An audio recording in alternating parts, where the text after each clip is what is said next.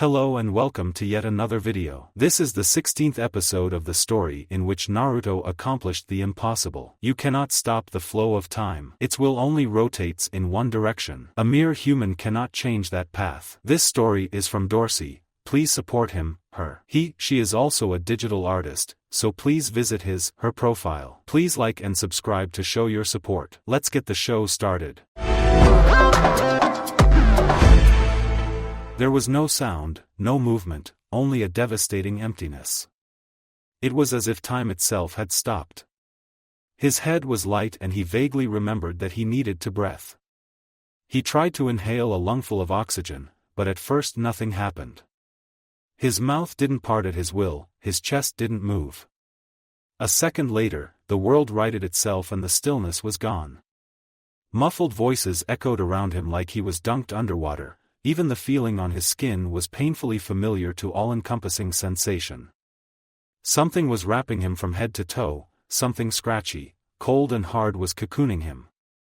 He tried to move his mouth, but it was like it was bound by hard fabric that resisted the tiny movement, tightening around his cheeks, his throat, biting into his Adam's apple. He tried to suck in air, but something stuck to his mouth, blocking his windpipe. He twitched and it cracked, a small split appearing in front of his mouth. He sucked in a mouthful of breath, the air whistling as it slipped through. It gave him some air, but not enough. His mind swam, his lungs were screaming.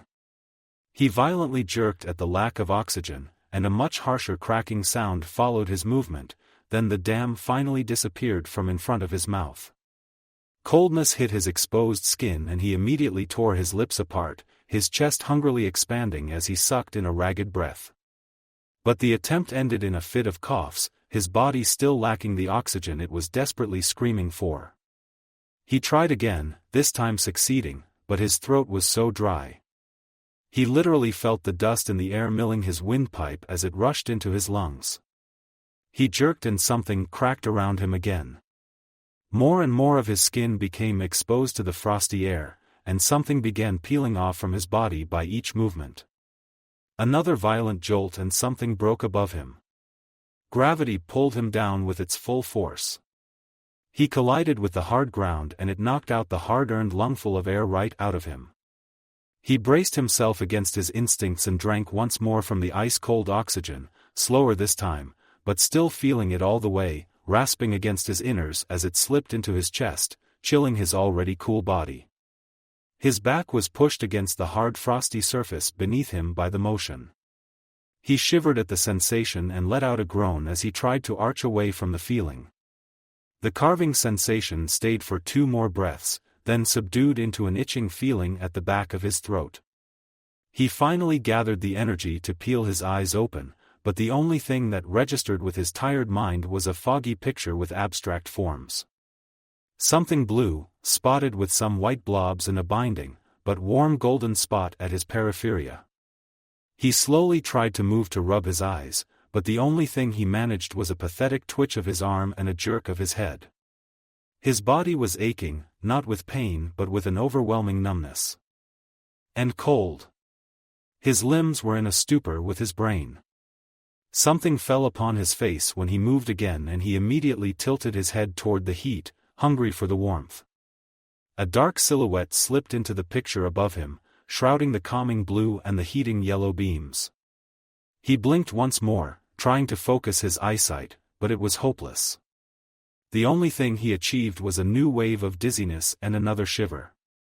A grunt escaped between his rattling teeth and he twitched once more, jerking his head to the side, edging away from the coldness of the black shadow which stole the sun's heat.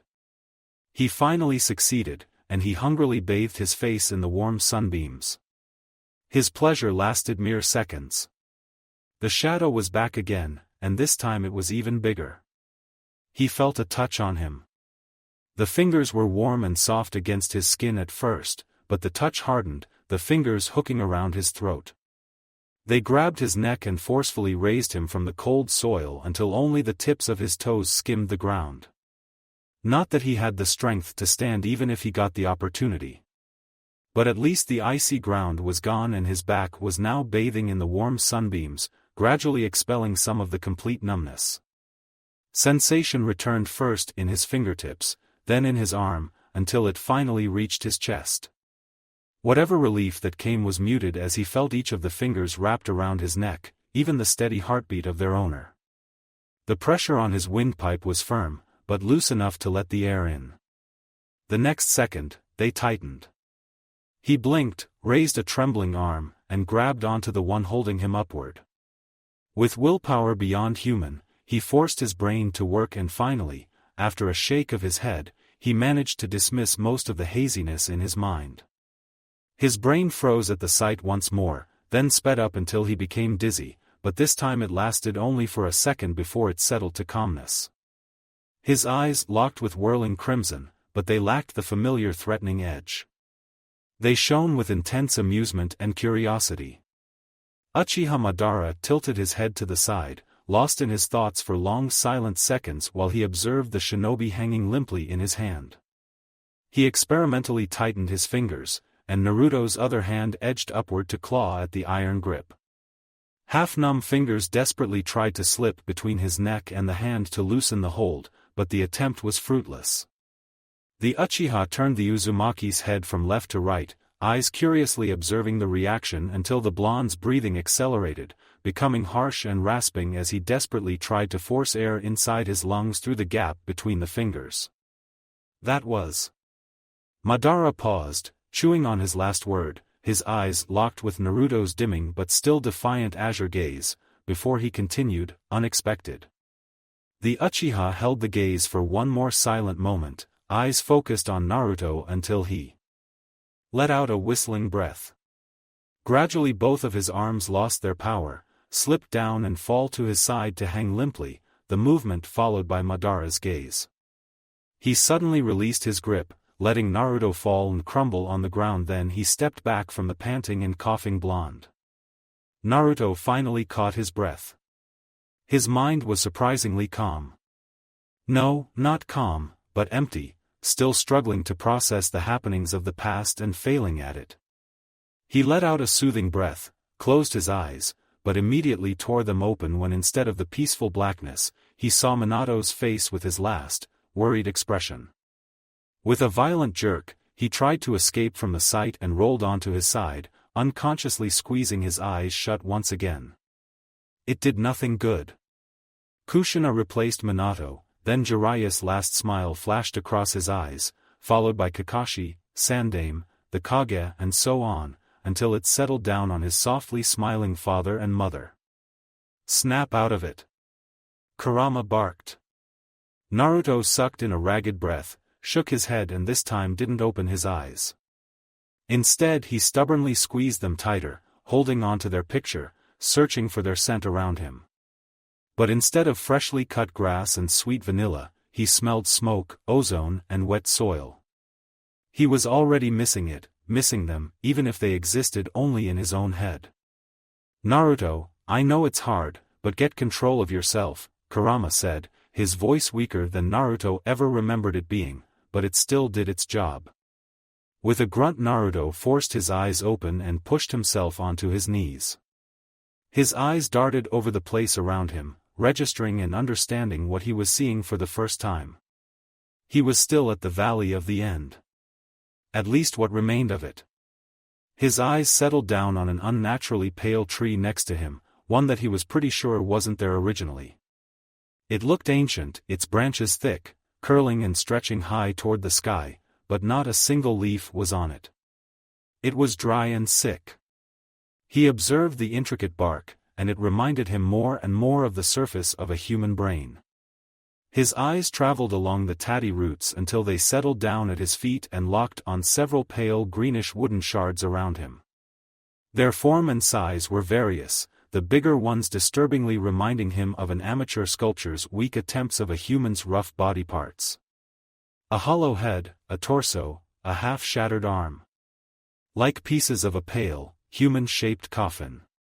He furrowed his brows, when he found several thin, root-like twines, his eyes trailing along their way up where they connected with his forearm. He lifted one eyebrow, silently observing as they disappeared under his thin skin, stretching it so it became transparent, the silhouette of the vines visible as they slipped into his bulging blue veins. He lifted a trembling hand, curved it around the twines, hesitating for only a second, then yanked them out. He examined it with narrowed eyes, then tossed them away, his eyes focusing now on the small holes in his skin. He watched indifferently as they oozed small trails of blood, gathering on the crook of his arm until it was filled completely and the crimson liquid spilled. His eyes trailed the blood's path as it snaked down on his arm and dripped onto the land, the soil hungrily drinking it, not leaving behind even a droplet. Naruto blinked and his eyes drifted back upward on his leg. Some of the wooden fragments were still attached to his exposed skin. A grimace twisted his face, and with trembling arms he picked and pulled on the closest one. It stuck to him so tight that his skin expanded and he even tore out several of his hairs. But his limb was still half numb, and he felt no pain, only the disturbing pulling sensation of getting rid of a stubborn and clingy bandage. He turned it over his fingers. Its surface was rough and several splinter stick out of it. He could feel the shadow of the Jubi's raw and incomplete chakra buzzing within it, and strangely, it also reminded him of White Zetsu's power. With a disgusted expression, he flicked it away and continued with another shard. A pair of legs strolled into the edge of his vision, but the blonde disregarded the imminent danger. He continued peeling off every remains of the cocoon from his body until he got rid all of it. Madara patiently waited for him to finish, silently observing, before finally opening his mouth. "I have to admit, I'm impressed. How did you discover the truth?" Naruto shook his head, then finally tore away his gaze from the wooden fragments to glance up at the stoic Uchiha, but immediately averted his eyes. Instead he concentrated on the sensation of Kurama's dense chakra filing his still chilly coils, finally warming him up and easing away the last remains of the everywhere lingering numbness. "Get a hold of yourself," Kurama snapped, the blonde jerking. Naruto let out a sigh and forced his weary muscles to straighten himself, almost failing at the attempt, even grabbing onto the red battle gear in front of him before he caught himself in the last second, and finally he was able to face with the elder Uchiha. "Do you still remember how we planned to get rid of him?" muttered Kurama. Of course he remembered. He shifted and he was able to feel the weight of the scroll in his pocket as it bumped against his thigh. Naruto made a nod, not trusting in his mind to actually be able to answer. "Then we will continue with that plan. Buy as much time as you can. I have to gather enough chakra to trigger the seal," Kurama muttered. Naruto nodded again, closing his eyes for a second, then defiantly locking his gaze with the swirling pinwheels. Madara's face scrunched up into an impatient grimace. "So, how did you realize?" Naruto tried to hold the gaze, squeezing his mouth into a thin line and refusing to answer in the silent battle of wills. A familiar scent hit his nose, sweet and unforgettable. It came out of nowhere, totally out of place on the scorched battlefield. It was most likely his brain playing an evil trick with him, but before he could think more it was already gone, but it was enough to shake him and allow doubt to creep into his mind. He forced down the disturbing feeling, Madara's mouth twitched upward, and Naruto's eyes snapped to the side in shame as he answered. "I didn't know it until the last moment. Kurama didn't either. You made a perfect genjutsu. A really perfect one." The Uchiha shifted, opening his mouth. "Were you happy?" he asked. "I wasn't." The blonde defiantly shook his head, then glanced up at the Uchiha before correcting himself. "I was happy." The words felt bitter as they rolled off his tongue, but there were no reason to lie to Madara. It was hard to admit it, but he had been happy. Madara observed the boy in front of him and arched an eyebrow. "Then why?" "Because it was fake." Naruto snapped, his chest rapidly heaving with the sudden anger. Madara made a vague sound in his throat. "You were with your family." "But I wasn't." "Their feelings, their attitudes, their presence, it was all just a part of the illusion," the blonde snarled, throwing his arm wide, but the only reaction he got at first was a small, sly smile, before the Uchiha let out a booming laugh. Do you know why this technique is so special? Why is it feels so perfect? Because the jutsu was using memories of everyone that it captured, analyzing behavior patterns to recreate the dead in every possible way. What you saw and experienced were exactly the same as how they would act if you'd had the chance to meet them. They were real. Naruto shook his head vehemently, squeezing his mouth shut before prying it back open to speak. I never knew Rin, or Yahiko. There were lots of strangers who I hadn't met. How'd the technique know how they'd act? A smirk appeared on Madara's face. Uchiha Obito was once under the early concept of this technique when I introduced my plan, and the Kyuubi was also very helpful in this aspect. As I already told you, this technique lives a separate life. It used his, yours, the foxes, and even my memories to replicate the people around you. And these people weren't the only one caught in my genjutsu. Naruto's eyes widened. What? The smirk on the Uchiha's face widened, and he dipped his head toward the empty remains of the cocoon at Naruto's feet. Did you know that every single white Zetsu was once human? That they used to be shinobi? That's what people become after being caught inside it. They change slowly, over time. It wasn't Obito who first entered the cave. I caught shinobi from all over the elemental nations throughout the course of decades. They provided memories of every single man and woman you've encountered during your own dream. They were fine specimens for my experiments and served their purpose marvelously. The ancient old man folded his arms in front of his chest, his eyes flaring with interest. Tell me, Uzumaki Naruto. If the illusion was perfect and you never once had reason to suspect a genjutsu, then how did you discover that world was not reality? How did you break free? Naruto only shrugged. The ancient Uchiha narrowed his eyes, waiting for his response. After a moment, the blonde finally opened his mouth to answer his question. Dead people don't bleed. I cut your face, he nodded toward him, and you were bleeding. I forgot about it, but when I saw your blood I just remembered. That was how I knew something was wrong. Madara dipped his head to the side. Even so, how did you break free? Because it wasn't what I really wanted. Naruto barked back, wetting his lips and gulping down the salvia gathering at the back of his throat, watching as Madara's lips curved upward into a knowing, half-smirk. Naruto let out a sound of frustration. Tell me something, you old bastard. If the goal of this genjutsu was to create a perfect world, then why? Why did Rin have to die? Why did you kill her? Her death was pointless. Every death is pointless. Every death is meaningless with empty purposes tacked on to comfort those left behind. No one should ever die if it's not because of old age, Madara snarled as he took a step forward. Naruto pursed his lips together, trying to squeeze out some of the anger boiling inside him.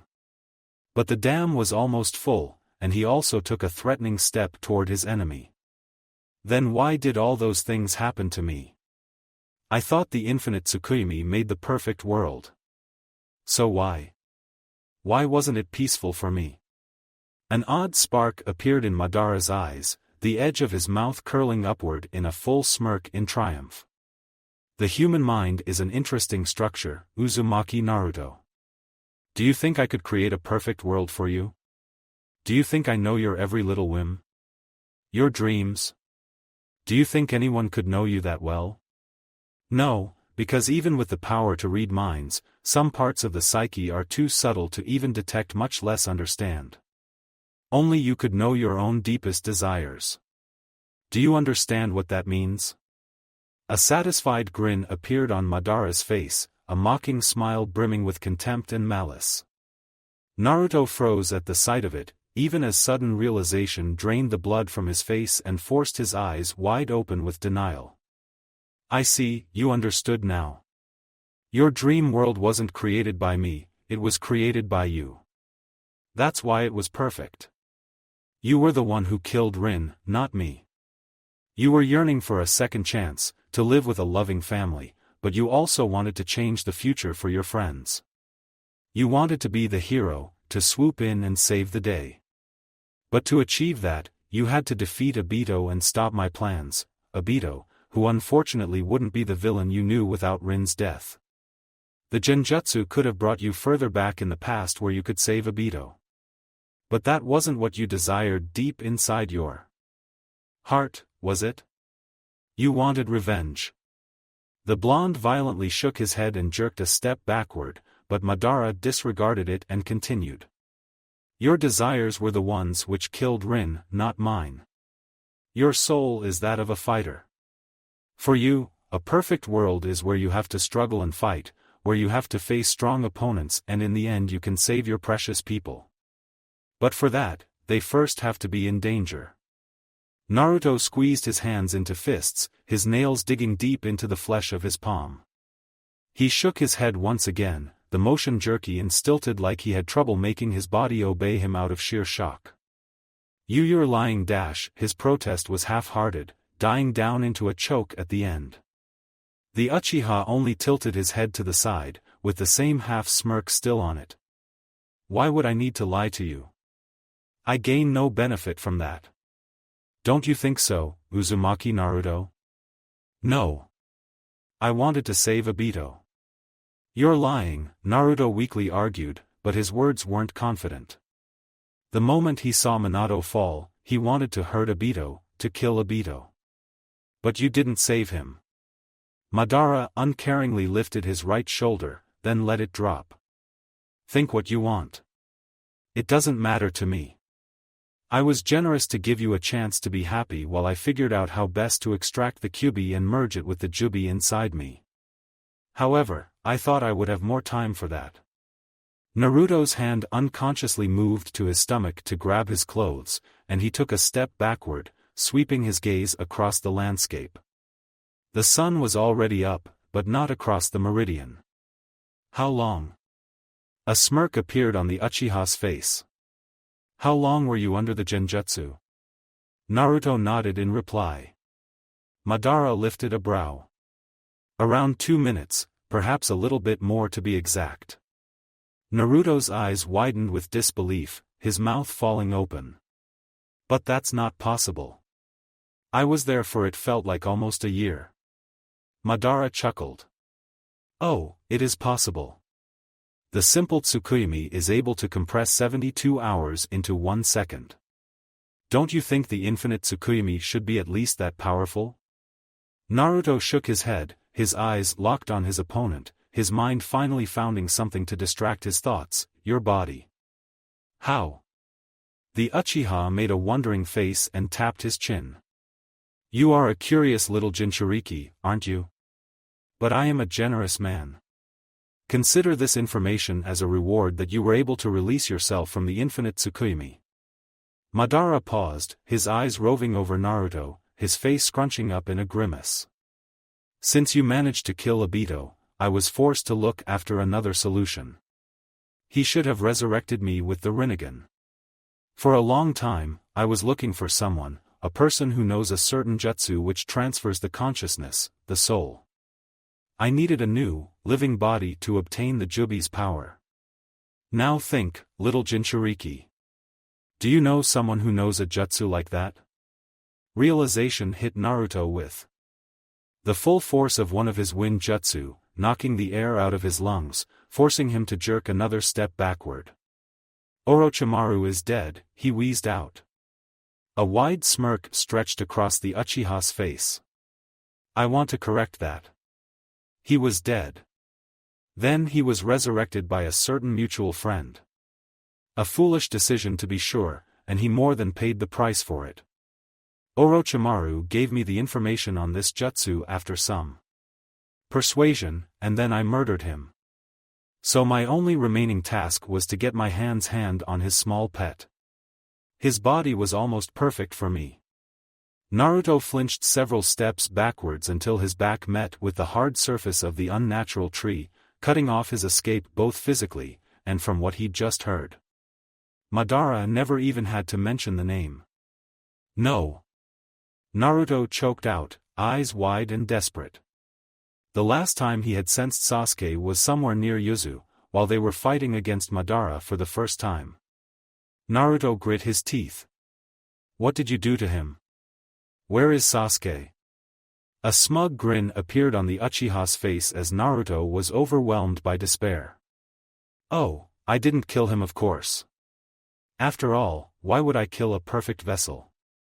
My body might have been gone, but my soul was untouched. The only thing I needed was a new living body. Imagine my luck when I found one that was nearly perfect for the job, raised and honed exactly for such a purpose. It only needed some small modifications to be able to control the Jubi's power. Unfortunately, I had to integrate Hashirama's cells into his body. That took quite a long time. You were my first experiment before I cast the infinite Tsukuyomi on the whole world. Naruto desperately shook his head. No. He would never allow that. An amused expression appeared on the elder Uchiha's face, then it melted into a smirk. I never said that he had given up his body willingly. He put up a nice fight. Better than most, actually. It was almost challenging. Almost. A wandering expression replaced the previous smirk on the Uchiha's face. I think that's enough for our chit-chat. So, what should I do to you, little Jinchuriki? Even if I throw you into the infinite Tsukuyomi again, with this knowledge in your head you'll only break free. Naruto didn't heard the Uchiha's babble. His thoughts were inward, and he drowned in his worries and fears. About Sasuke, about his father, his mother, his teams in the real world and the fake. His feelings, his joy, his doubts, their encouragement, their pride, their love, their hope, their faith. Their faith in him. In his power, in his defiance, in his dreams. Dreams and goals he had long forgotten, but they bubbled back to life with the vehemence and vigor of the flaming sun, scorching every fear and hesitation in their way. We can do it. Just 10 more minutes, Kurama's voice echoed in his mind, and it was enough to snap his attention back. Not what he said, but how he said it. With trust, with relief, with pride. His eyes sharpened. As Madara moved towards him. The Uchiha took another step, slowly closing the distance between them. I will need the Kyuubi's power to perfect the Jubi inside me, and with it, release the pure and never-ending genjutsu on the earth. Naruto swept his legs further apart and lowered the center of his gravity, his muscles tensing. A wide smirk spread across Madara's face, his sharp and noble features twisting with the ugly expression. Oh, so you want to dance? Don't you remember the last time we did that? You were forced into my genjutsu after some play. Don't you think it's meaningless? Naruto closed his eyes, his mind swaying back to the past again, to the time after they retreated back to the sand dunes and waited at Gaara's home. His gaze drifted onto the horizon of the endless desert, his mind empty and his expression blank. Gaara let out a sigh, and soft sand reached out for Naruto's hitayat, loosening the tufted black stripes and letting it fall into his lap. Naruto glanced at his friend with a surprised expression, but his lost forehead protector was almost immediately replaced with a new one, a single kanji shining proudly in the middle of it, Shinobi. When you think your time has come, when you think you are ready to don the hat, you can replace this hitayat with your old one. Until that time, you are a shinobi of the allied forces. Naruto squeezed his eyes tighter, his parents' picture flashing across his mind, his own voice echoing within him, declaring his own budding feelings for a lost desire. Minato's voice echoed now inside his head, as he encouraged him, as he trusted him. The previously lost desire and confidence flared up again in his gut, and this time it didn't fade. It lingered there, steady and unfaltering with a mesmerizing force as it burned down all of his doubts. Madara silently observed the teen, then shrugged. Well, I think without your limbs you won't be that bothersome. Naruto threw his eyes open, let out a bubbling growl, flashed his canines, and snarled. If you tear off my arms, I'll kick you to death. If you tear away my legs, then I'll bite off your head. I'll fight until I defeat you, or until I die. I won't give up. A half-smirk appeared on the Uchiha's face. I never expected any less from you, Uzumaki Naruto. Naruto let a wide smirk pull the edge of his lips upward and reached inside one of his pockets to reveal a small scroll, made from fine vellum. You know, Madara, I should thank you. Madara ducked his head to the side and raised a curious eyebrow. For what? The blonde let out a small chuckle. For the infinite Tsukuyomi. You gave me back something I had lost a long time ago. You gave back my lost confidence, my dream, and now you're even giving me back a chance to fulfill a promise. Even if it wasn't real, it was exactly what I needed. Madara watched the progress curiously, with the unconcerned carelessness that belonged only to gods, as the blonde slowly and ceremoniously unsealed the small scroll, gently lifting an old and scratchy high-tie. The strips of black cloth were worn and the edges were frazzled here and there, but the proud insignia of Konohagakure no Sato beamed on the metal plate like the brightest sun when he tied it on his forehead where it belonged. Madara narrowed his eyes and asked, what purpose did that serve? Naruto ignored the question and closed his eyes, his posture suddenly straightening with pride, his weariness vanishing. Naruto's mouth slipped into a wide and proud smile. Uchiha Madara. I Uzumaki Naruto, the Rokudaime Hokage of Konohagakure no Sato, will finish what the Shodaime started. Naruto raised his arm and pointed a finger at the middle of the crimson battle armor, his smile transforming into a feral grin. I'm going to kick your ass.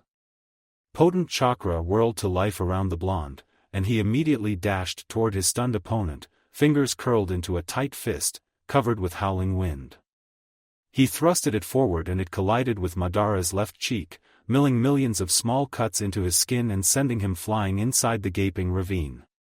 He gathered chakra in his gut, held it for a moment, then let it free. Several clones appeared around him, some already rushing inside the valley, some heading toward the other direction, others gathering energy from nature. The original sucked in a breath, then let it out and followed his clones inside the abyss. Naruto slid down on the wall, sending small debris raining over the roaring river. He hopped onto its surface, disregarding the waves raging at his feet, and dashed toward the battle to join his clone's side. He ducked an attack, rolled, and popped back up, his hands already formed into seals. He drew air in his lungs and exhaled it in the form of small fireballs sent flying towards the Uchiha. Katan, Hozenka no Jutsu. He sucked in another breath and let it out, this time fueling it with roaring wind chakra. The gust grabbed the small fireballs, letting them grow as it fueled them with air, then they started to whirl and glow like a tornado made of pure fire which went flying towards Madara with increased speed. The Uchiha let out a hum, and with an elegant movement of his wrist, he dismissed the whirling wildfire effortlessly. He even made a show of dusting off his shoulder, as if to convey just how utterly unconcerned he was. Hold on, only a little bit more. Kurama roared inside his mind, his voice echoing. Naruto narrowed his eyes as his opponent blocked the next punch. Something was odd. He stepped to the side and twisted his torso to avoid another strike. But it was still only a bare-handed attack. There was no screaming fire, no flaring chakra behind it. Something was definitely odd. Their eyes locked for a moment, Madara's flaring crimson as they flashed in confusion. The elder Uchiha narrowed his eyes and grit his teeth in irritation, launching another attack.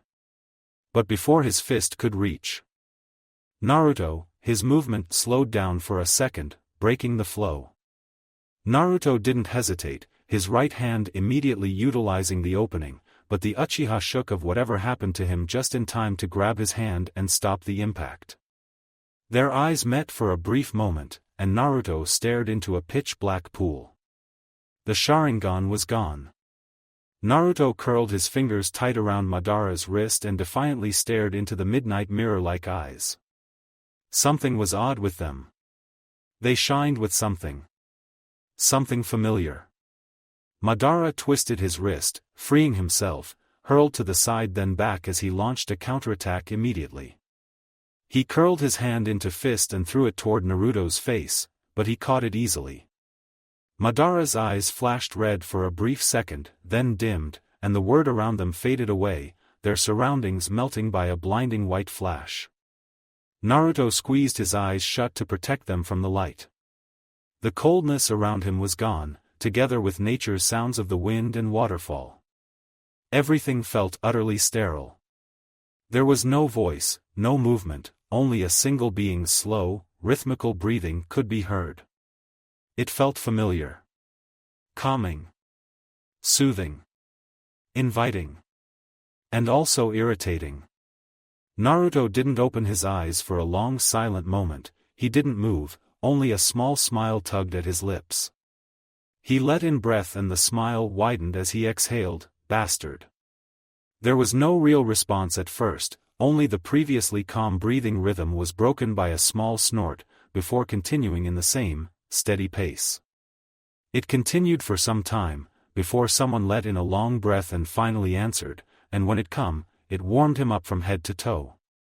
Idiot. Naruto's eyes shot open as he swept his head toward the voice's direction, the wide grin didn't falter. I know it was you. Sasuke's face scrunched up into an annoyed grimace. Who else would it be, dead last? The blonde let out a chuckle and ran his hand through his messy hair. I'm glad. That means I can still save you. A low, bitter laugh escaped Sasuke, almost unrecognizable, easily mistaken to a long grunt, but it was still there.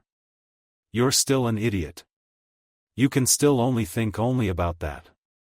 Sasuke's eyebrow rose. Tell me, Naruto. How do you plan to save me? The Uzumaki let out a snort and took a step toward his companion. I just have to kick Madara's butt hard enough to make him fly out of your body. The Uchiha slowly shook his head. You've become strong. Even stronger than me, stronger than anyone I know, but it still won't be enough. An amused, almost smug expression appeared on Naruto's face. Oh, please say that again. The Almighty, am better than everyone Uchiha Sasuke just acknowledged me? Sasuke narrowed his eyes and folded his arms across his chest. You really are still a fool. You're strong, but you don't have the power to kill Madara. Naruto lifted his shoulder and took another step toward his former teammate, but stopped. And let his shoulder drop. He stayed in the safety of silence for a moment before opening his mouth. Then tell me how to save you. Sasuke looked at the blonde, slowly unfolded his arms and took a step forward. You can't save me. Naruto shot a glare toward the raven-haired boy, his face a mask of pure determination and stubbornness. Yes, I can. I made a promise. And Uzumaki Naruto never goes back on his word. A snort echoed inside the void. Yes, I'd already heard that. Then tell me, Naruto, tell me how things went with the Hyuga clan. You promised Neji that you would change the Hyuga. But they are gone. There is no more clan to change for the better. You failed. Naruto squeezed his hands into fists, his eyes still bright with determination. I won't fail this time. Uzumaki Naruto never goes back on his word, huh? Sasuke remarked, his voice dripping with doubt. Then promise me something, Naruto. Naruto's left eyebrow rose until it disappeared under his high-tie-it. Promise you what? Sasuke's took another step toward the blonde. Promise me, that you will fulfill my next wish. Naruto narrowed his eyes. It depends. No, Sasuke denied, shaking his head. First promise me.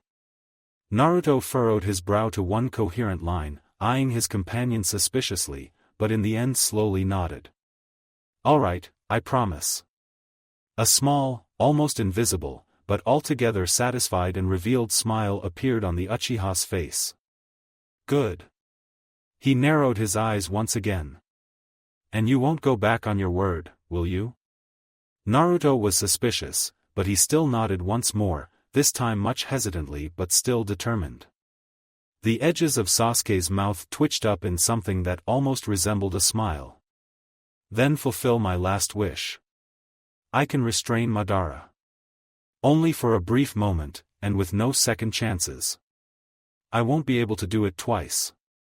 Naruto slowly nodded again. The Uchiha watched him closely, and when he determined that Naruto understood, he nodded to himself and continued. He will be vulnerable for that brief moment. That will be your chance to strike and do whatever you're planning to do. Naruto's eyes widened and he took a step backward, vehemently shaking his head. I can't do that. If I do, then you'll also dash. He shut his mouth with an audible click. A sarcastic smirk appeared on Sasuke's face. I thought you made a promise to me. That's not what I meant. Naruto tried to protest but failed to find the words he was looking for. Instead he took another step backward when Sasuke advanced on him, leaving only centimeters between the two of them. You promised me. Sasuke snapped, his fingers curling around the remains of his coat's collar, black eyes flaring red for a moment, before settling back to its original dark color. Naruto, the Uchiha said, voice more tired than any time he had heard it, but still firm, making the named boy snap up in attention. This is my final wish. I don't want to live my life as a puppet. I'm not strong enough to seize control. It's not like with Orochimaru. This meeting alone has cost me too much strength. Sasuke. Naruto looked to the side. I can't. If I do what I'm planning to do, you'd also be sealed. The Uchiha let out a weary sigh, his shoulders hunching in defeat, but his fingers still defiantly or most likely desperately locked on the tattered fabric of Naruto's coat. You were right. And I was a fool. I was blind even with the Sharingan. I was lost in the darkness, but I opened my eyes too late. My last wish is to die for what's right. Kill me, together with Madara. Naruto desperately shook his head once more.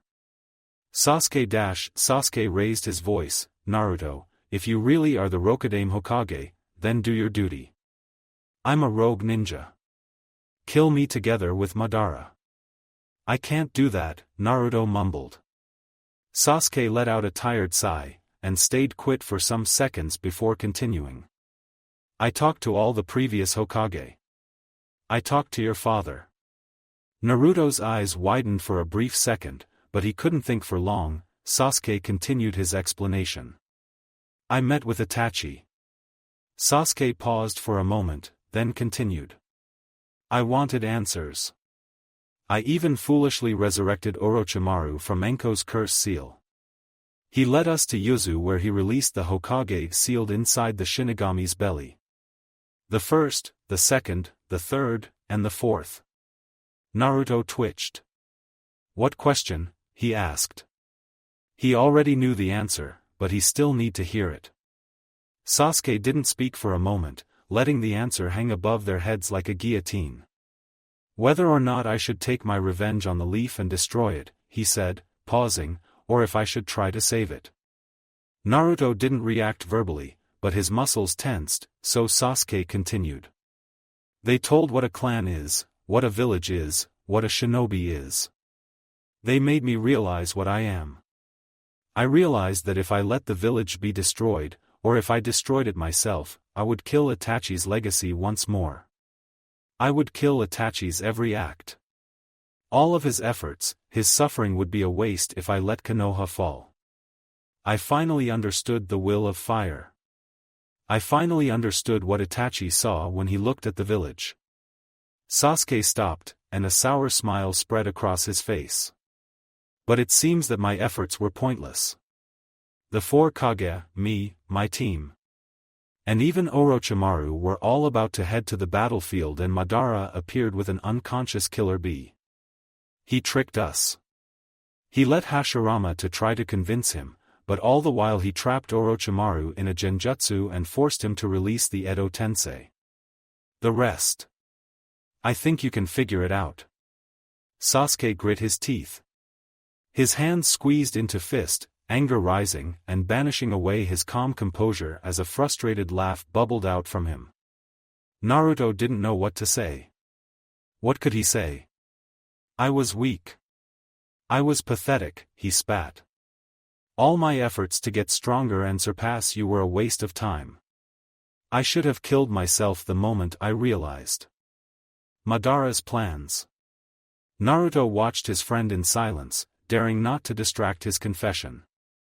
I finally made the right decision. I finally wanted to defend something, to do something in accordance with Itachi's will, and I failed. But now, there is still one last chance to have absolution and redemption for every mistake I've made.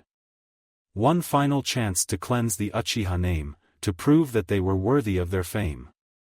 Don't take this away from me, Naruto. Don't take away my last chance to do something right. Sasuke looked down, his fingers finally releasing the fabric and slipping away from Naruto's chest to fall limply at his sides. Heavy silence fell among them, thick and soggy. Thoughts raced through Naruto's mind, desperately looking for any handhold, any other solution. But he had to admit, he wasn't a Nara. A bittersweet smile stretched across his face. We're in the borderlands of the Land of Fire. Does this count as bringing you back to Konoha?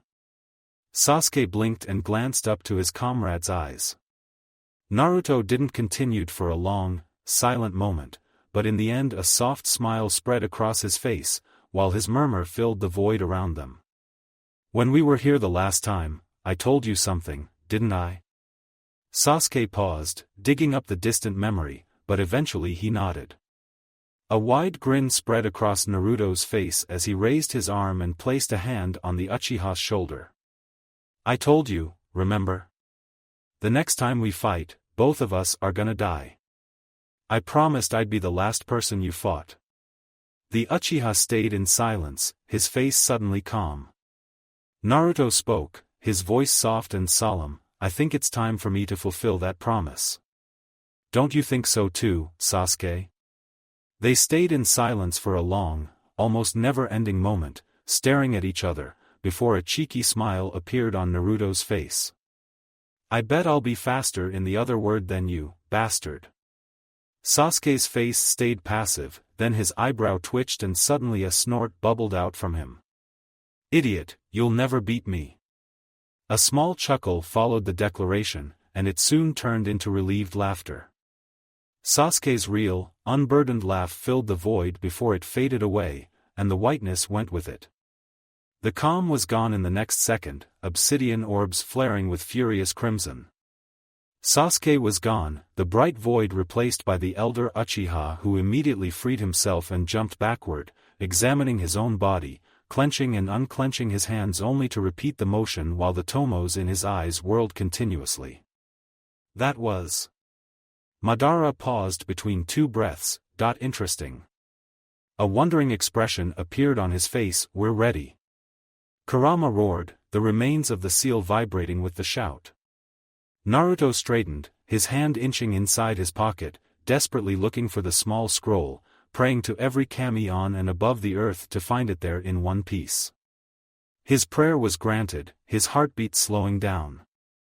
Together with his harsh breathing when his fingers brushed over the paper's edge. It was ragged, but still intact.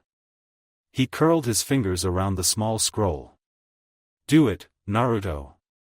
Kurama roared in his mind, the voice echoing, fierce, sad, dubious, but still imperious. And proud. Sheer determination flashed across Naruto's face even as the wondering expression melted away from his opponents. Madara immediately launched into his next attack. A small flash of obsidian eyes could be seen before the elder Uchiha froze in motion, his muscles trembling, eyes wide with the first hint of fear below a sea of bewilderment. Azure blue eyes locked with ink-black orbs, while the rough flesh of his palm met his opponent's chest without hesitation. Naruto's voice filled the valley, echoing amongst the cliffs for a never-ending moment. Shiki Fujin. At first nothing happened, then suddenly a bright light flashed. Naruto squeezed his eyes against it. He felt a small tug, then a violent jerk at his very core, tearing him from his insides, until it suddenly stopped. Everything stopped. The sounds, the movement, the light. Everything became black. It was strange. He felt nothing, but he could still feel everything. He was floating, his body was surrounded by something warm, covering him up from head to toe, forcing itself into his nose, into his mouth, into his lungs. But it still felt pleasant. It felt natural for him. A thought popped into his mind that he should open his eyes, but it disappeared as fast as it came. Why should he bother himself? He was comfortable. He was calm. He was in peace. He felt the soft, almost unnoticeable wave around him.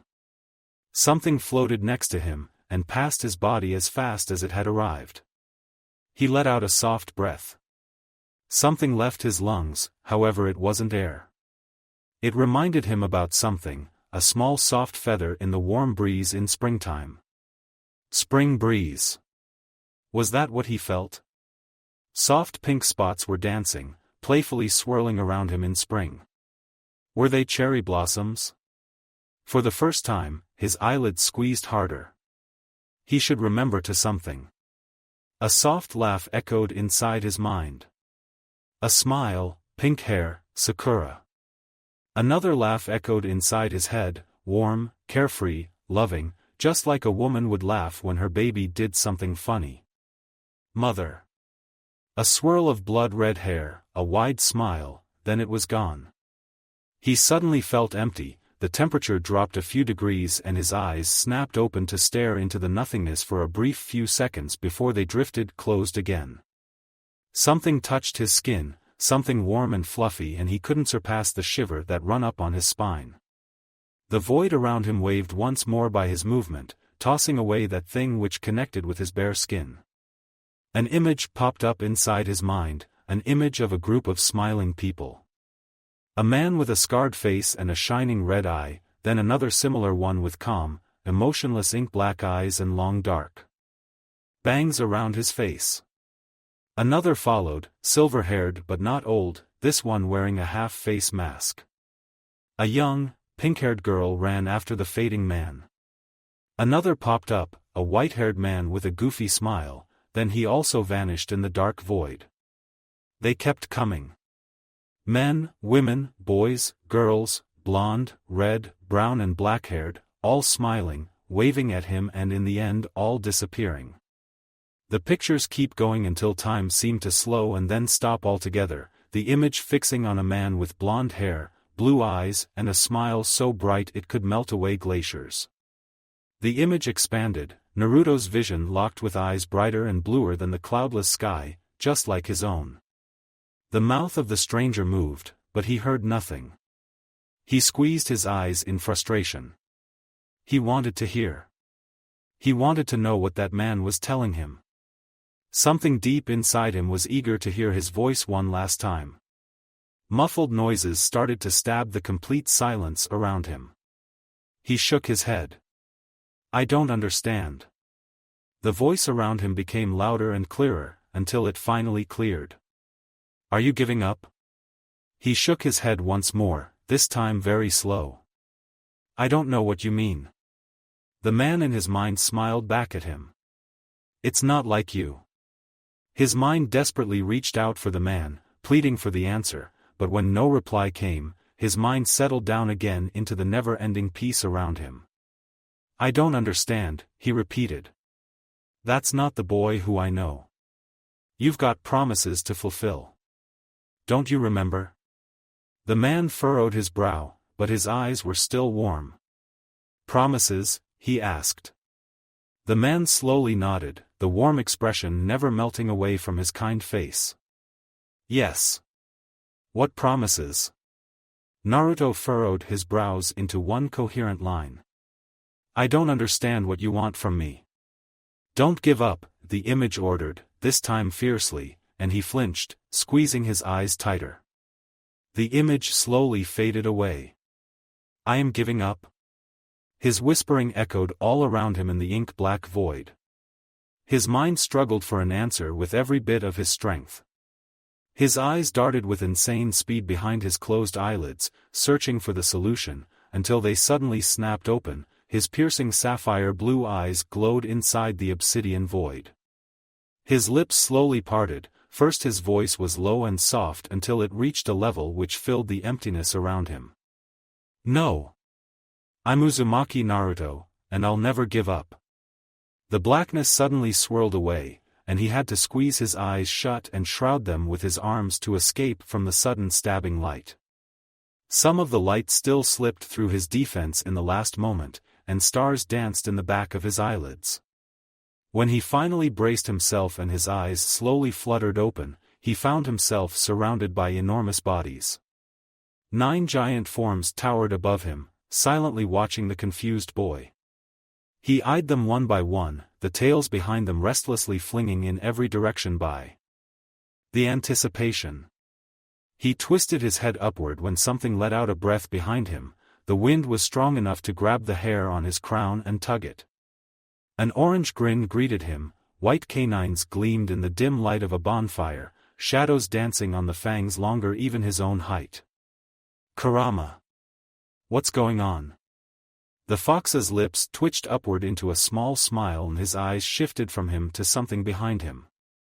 He obediently followed the small movement and turned around to face with a man with spiky white hair and almost glowing purple orbs, observing him curiously. Madara may have been old, but this guy took the word to an entirely different level. Even his wrinkles had wrinkles. They stared at each other for some time, Naruto frozen by shock, the ancient man patiently eyeing him until he finally spoke. "Uzumaki Naruto, the child of the prophecy. The one who will bring great change to the shinobi word. Either peace." He tilted his head a little, regarding him severely, or destruction. He paused, letting the words hang above their heads before continuing. "You united the shinobi world and the 9 bijou. You gave another chance for the world to become something different, a chance to finally shake off the chains of their burden and break the circle of hatred, but..." The ancient man paused, his eyes locked on the boy, as if waiting for something. Naruto held the gaze, not knowing what answer was expected from him, just staring into those purple eyes, mesmerized by the black ripples in them, letting himself swallowing up by them. He averted his gaze onto the floor, a bittersweet smile appearing on his face. He knew the answer, so he finally finished the sentence. But the price was too high. What's the point of peace if there's no one alive who can enjoy it? Too many lives, too many sacrifices were given to reach peace. In the end, I brought destruction to the world, not peace. He let out a sigh. It shouldn't be like this. It shouldn't end like this. The ancient man eyed him gravely before his gaze drifted above him to meet with a crimson stare. Kurama nodded as an answer to their silent conversation. Purple orbs moved around their giant companions, each of them answered with a silent, agreeing nod. The man's lips curved into a small smile and stepped closer to the young boy, who finally looked up and frowned when he noticed the small movement. The shinobi world may have paid a high price for peace. The destined children of the past had fallen many times. But in the end, your circle finally closed in the last minute, and the prophecy was fulfilled. Naruto's frown deepened in his confusion. What do you mean it failed before? The ancient man let out a small chuckle. The prophecy wasn't about one certain child. The prophecy was about possibilities. For example, your father and Nagato. Both of them had the chance to fulfill the prophecy, to be the destined child, to bring either peace or destruction to the world, just like you. Nagato failed when he stepped into the darkness, but he handed over the chance to your father. But even he failed when he decided to give your mother a chance to see you again, before he had a chance to step into the right direction. And then with his sacrifice the torch was passed down to you. In the end, both passed on their legacy and left the chance to fulfill the prophecy in your hands. The man's knowing eyes shifted toward Kurama for a second before settling back, and he continued. All of you had a chance to unite the shinobi world, the nations, the 5 Kage. You, my child, walked in the right direction for years, but at the very end, you stumbled. The union of the 5 nations and the 5 Kage. That was a key to fulfill the prophecy in your turn of the cycle. But without a Hokage, the alliance shattered, and so too did the prophecy. Naruto frowned in his confusion again. What was this old man mumbling about? That it was because of him? That all of that happened because he never became Hokage? Before he had a chance to ask, the man continued. You really earned your moniker, the most unpredictable shinobi in the world. You had given another chance for Nagato, to fulfill his duty as the destined child. You guided him out from the darkness. And with your decision to not give up when Hyuga Neji died, you also gave another chance to your father. He was resurrected along with the previous 3 Kage to step into the battle. Unfortunately, they were unable to reach you because of your decision. He trailed off for a second, before he continued. Peace or destruction? In the end, you brought both of them and you had created a new outcome, a tabula rasa, a new and united shinobi world. Naruto's eyebrows shifted into one coherent line. So you mean if I accepted the title, or if Nagato or Dad were alive, then none of this would have happened? The man shrugged. I don't have an answer for that. If you accepted the position as the Rokudaime, and if Madara never discovered Orochimaru's work, maybe the previous Kage would join the fight and you'd win. Or a new possibility opens by the new hope you would have given to the people. Everything is connected in some way. You took a step, made a decision, and you closed a door, but at the same time a new door opened. There is no such thing as fate. It's not that simple. There are only possibilities, as limitless as the stars. Naruto took a step forward, no offense old man, but... Who the hell are you? And what are you talking about? You're standing there talking about fate and stars, and everything you say is just so confusing. The ancient man tilted his head to the side. I've got many names and titles, but they are not important. The new world will need a leader, an example who can be followed by all shinobi. One who can show them the right path in this new world, just like I did before. I still don't get it, Naruto mumbled, shaking his head. The man slowly walked around him, observing him from every angle, before he settled down in his previous spot again. You are really as clueless as Kurama said you were. An amused snort echoed oddly in the emptiness from Kurama's direction, and Naruto immediately shot the giant fox an annoyed glare. Uzumaki Naruto, I'm talking about you. The world needs you. It needs someone who can lead them, guide them on the right path. You've already proven that you are worthy of leading the united shinobi world to a new future. The alliance is broken, Naruto muttered, folding his arms in front of his chest. The old man paused for a brief second again, then a small smile appeared on the wrinkled face. Don't be so sure about that. Naruto frowned again, but he didn't reply, waiting to hear more. Madara gave you a perfect world, but you denied yourself happiness for the sake of your friends, for the sake of every living being in this world. You finally accepted your role. You became the Rokudaime Hokage of Konohagakure no Sato. You finally made the right decision, my child. Naruto stared back at the old man, his face scrunching up in a frustrated grimace. Angry heat boiled inside him, but he allowed it to heat his face before it burst out from his lungs. I'm in the belly of the damned Shinigami. How do you think that I, out of everyone, can save the world when I'm stuck in here? An amused smile spread across the ancient man's wrinkled features. Are you sure that's where you are? It could just be a dream, a fragment of your imagination. Naruto raised an eyebrow and peered into the emptiness. How the hell should I know? I used the Shiki Fujin. This time I really used it. I felt it. He tugged shirt over his tummy, revealing a jet-black seal that had been inked over his skin. And this means I must be in the belly of the Shinigami. I couldn't mess up everything twice, could I? A small smile appeared on the man's wrinkled face. The Shiki Fujin is an ancient technique, developed further by the Uzumaki clan. But it has an even older version than theirs. One which was developed by me, one which was redesigned by you. You use this version of the Shiki Fujin on Madara. This seal is special. You will soon realize why. Naruto shook his head in his confusion. You're just confusing me, Super Geezer. Did I mess up again? Is Madara still out here with the Jubi? The wrinkled man smiled and shook his head. Madara is gone. The version you used was originally designed for a different goal. A goal, which you achieved. It was developed to restrain the Jubi inside my body. The deal with the Shinigami is not immediate. It will activate when you dies. Naruto let out a relieved breath, and dropped himself on the ground. You could have started with that, Super Geezer, he complained.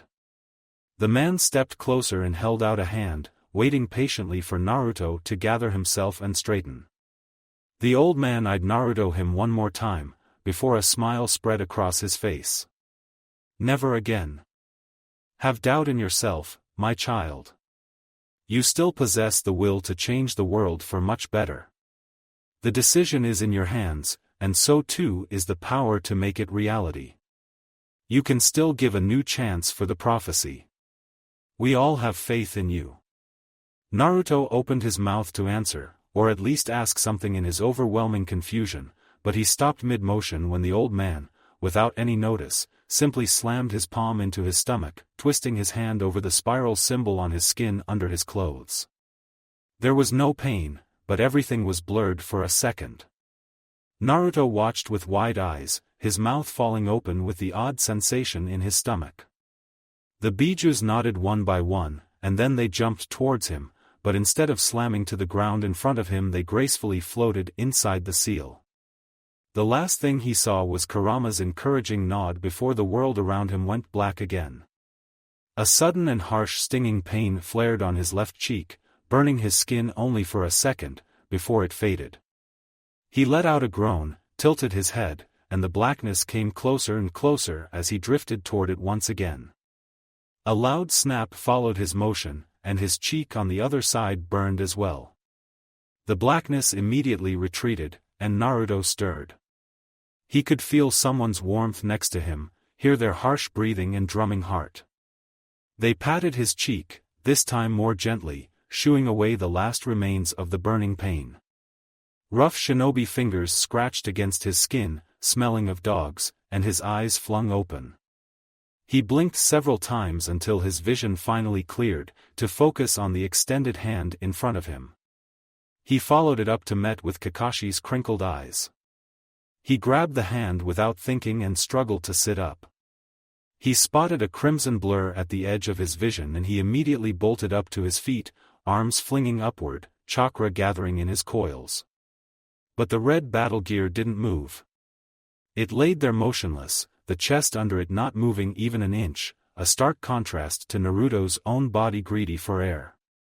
He's dead, came the answer to a question he didn't dare put into words. His eyes flickered back onto the silver-haired man still kneeling on the ground where he laid not a second ago. The sight calmed down his racing heart, and a harsh breath of sheer relief left his lungs when he dropped on his knees once again. "Sensei, I told you not come after me." His old sensei's eyes crinkled upward, indicating a cheeky smile under the mask. "Oh, I wasn't coming after you." He stepped next to the blonde, hooked an arm under his armpit and helped him straighten. "I was coming after them."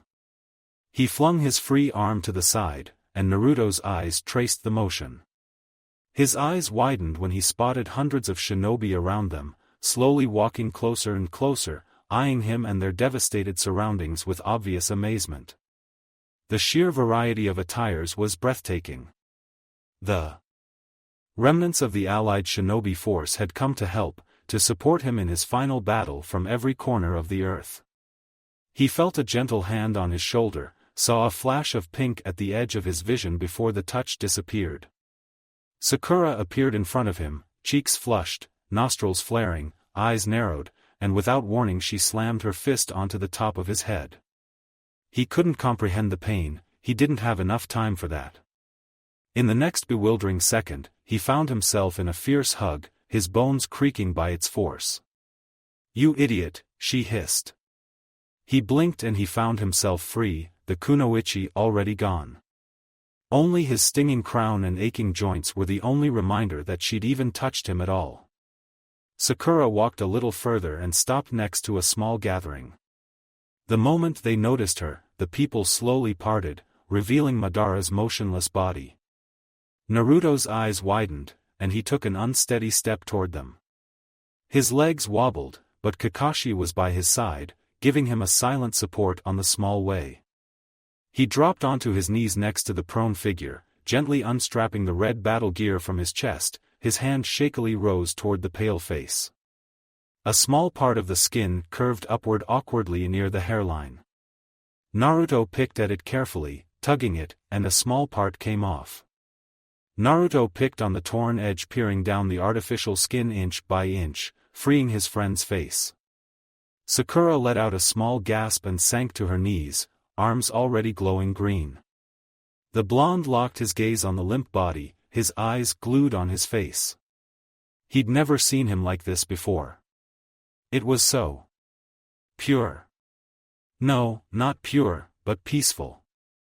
Naruto didn't move, he didn't even dare to breathe.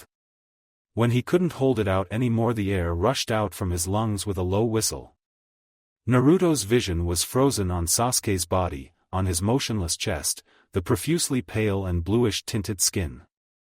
Sakura worked hard, sweat pouring down her forehead, but it could have been the effects of her previous rush.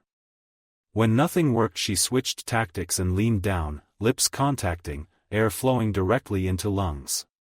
Her hands clasped over his chest, delivering small, but powerful compressions, forcing the unmoving heart to pump blood, switching between the steps from time to time, but never stopping the steady flow of the distinctively green medical jutsu. Nothing happened for long minutes, the crowd silently observing the happenings in the background. A finger twitched on the ground, then stirred, and finally the chest moved, first shakily, then it expanded hungrily on its own. The girl let out a choked breath and let the green light fade from her hands, dropping them on the moving, breathing chest. He exhaled in relief when Sasuke's eyes slowly fluttered open. First they glimmered with confusion when the boy looked around for the first time. He let his vision linger on Sakura, then on Kakashi, and only after did it settled down on the blonde, and the previous confusion shifted into visible annoyance. With a grunt, Sasuke struggled onto his elbows and glared at him.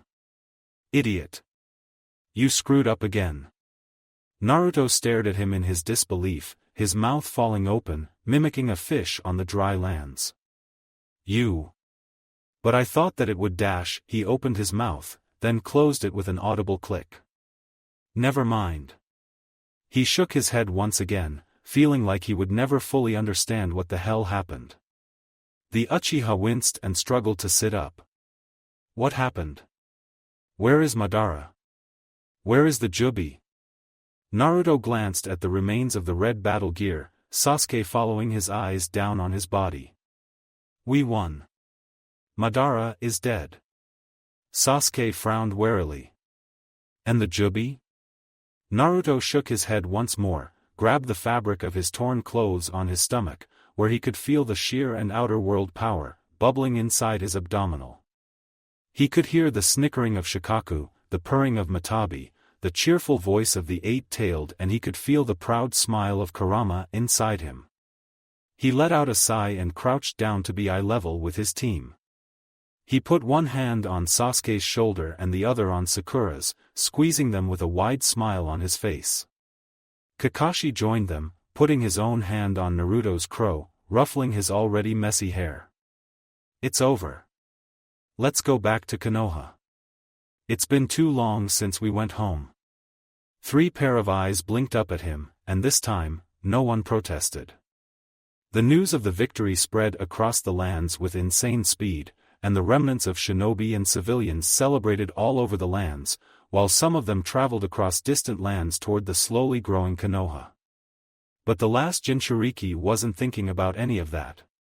It had already been 1 month since Madara finally left this world, but he didn't feel happiness or the joy like the others. He wasn't even relieved. His thoughts constantly wandered back to the talk with the ancient man in the end. His cryptic words echoed inside his head continuously. You can still give a new chance for a prophecy. That brought him to today. Uzumaki Naruto was sitting cross-legged in front of a fresh marble obelisk erected where he fought his last battle. No names were carved onto the surface of the hard stone, there weren't enough space to carve every name on it. His orange attire laid under a crimson cloak, broad kanji proudly declaring his position as the sixth. A thick notebook lay open on its spine in his lap, and experienced fingers gracefully moved the small brush on the surface of fine paper. It was obviously old and worn. Some of its edges were torn out, and some pages stood out by dog's ears on the corners. Only the last pages remained blank. Naruto filled the empty pages over the last 2 months like a maniac.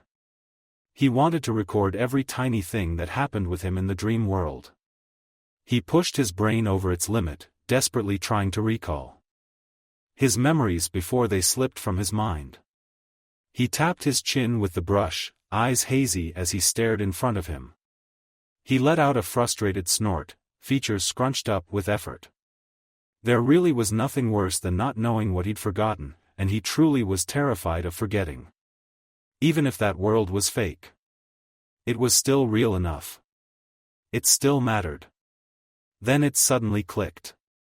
He leaned over the notebook, the brush dancing on the page, eating away the last remaining empty spaces.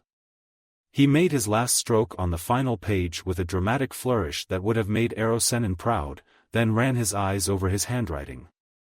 Towards the end it became sloppy as he rushed to write down his thoughts before they disappeared, but it was still legible.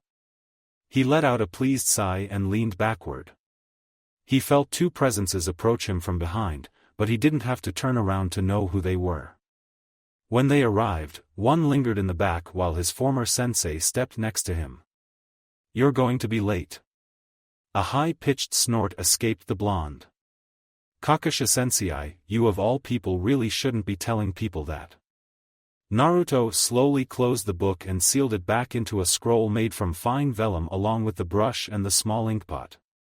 Kakashi hummed. Why don't you celebrate with the others? Naruto shrugged and glanced up. I was thinking. Then he slowly rose and dusted of his pants. About what? One of Kakashi's eyebrow disappeared under his forehead protector. The blonde didn't answer for a long silent second. Finally he glanced at Kitsuchi who until now silently waited in the background. Ojisan, can I ask you something? The brownie shinobi curiously tilted his head to the side, then after a moment of consideration he nodded. What happened to your wife and your brother-in-law? The IWA commander didn't answer at first, making Naruto to shift from foot to foot. Kitsuchi let out a sigh and rubbed the bridge of his nose. Sumi died during the battle for the Kanobi Bridge. He stopped, swallowed, then continued. He was killed on that same mission during scouting. Kakashi stiffened, not daring to look at the side where Kitsuchi stood. But the IWA shinobi only let out a sigh and shook his head. Kakashi-san, it's all right. I overcame my hatred a long time ago. But if we had met back then, I would have tried to kill you. And I think I would have tried to kill you too, Naruto. An eye for an eye. That was my philosophy at that time. Naruto slowly nodded, chewing uncertainly on his lower lip. He glanced first at his sensei, then back to the brawny man. Do you know a man named Shiko? He was around 14 and a genin before I had born. He must be around 30 now. Kitsuchi knitted his brow into one line of pure confusion at first, then it smoothened. Shiko was one of my own students. He had died years ago during a mission. But how do you know about him? He asked, raising a questioning eyebrow.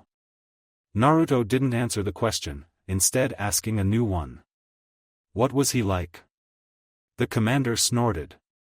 Loud, cheeky, and he always shouted after the war ended that if he ever had the chance to meet with your father, then he'd definitely win against him. He always told a story about him that Kitsuchi choked on the sentence, but Naruto let out a defeated sigh and finished for him. That his uncle had met him before he retired, and dad fought with vibrant pink hair. Kakashi snorted and glanced down at his student. Yeah. I remember that one. Kushina pranked him. He desperately tried to wash it out for days, but it was useless.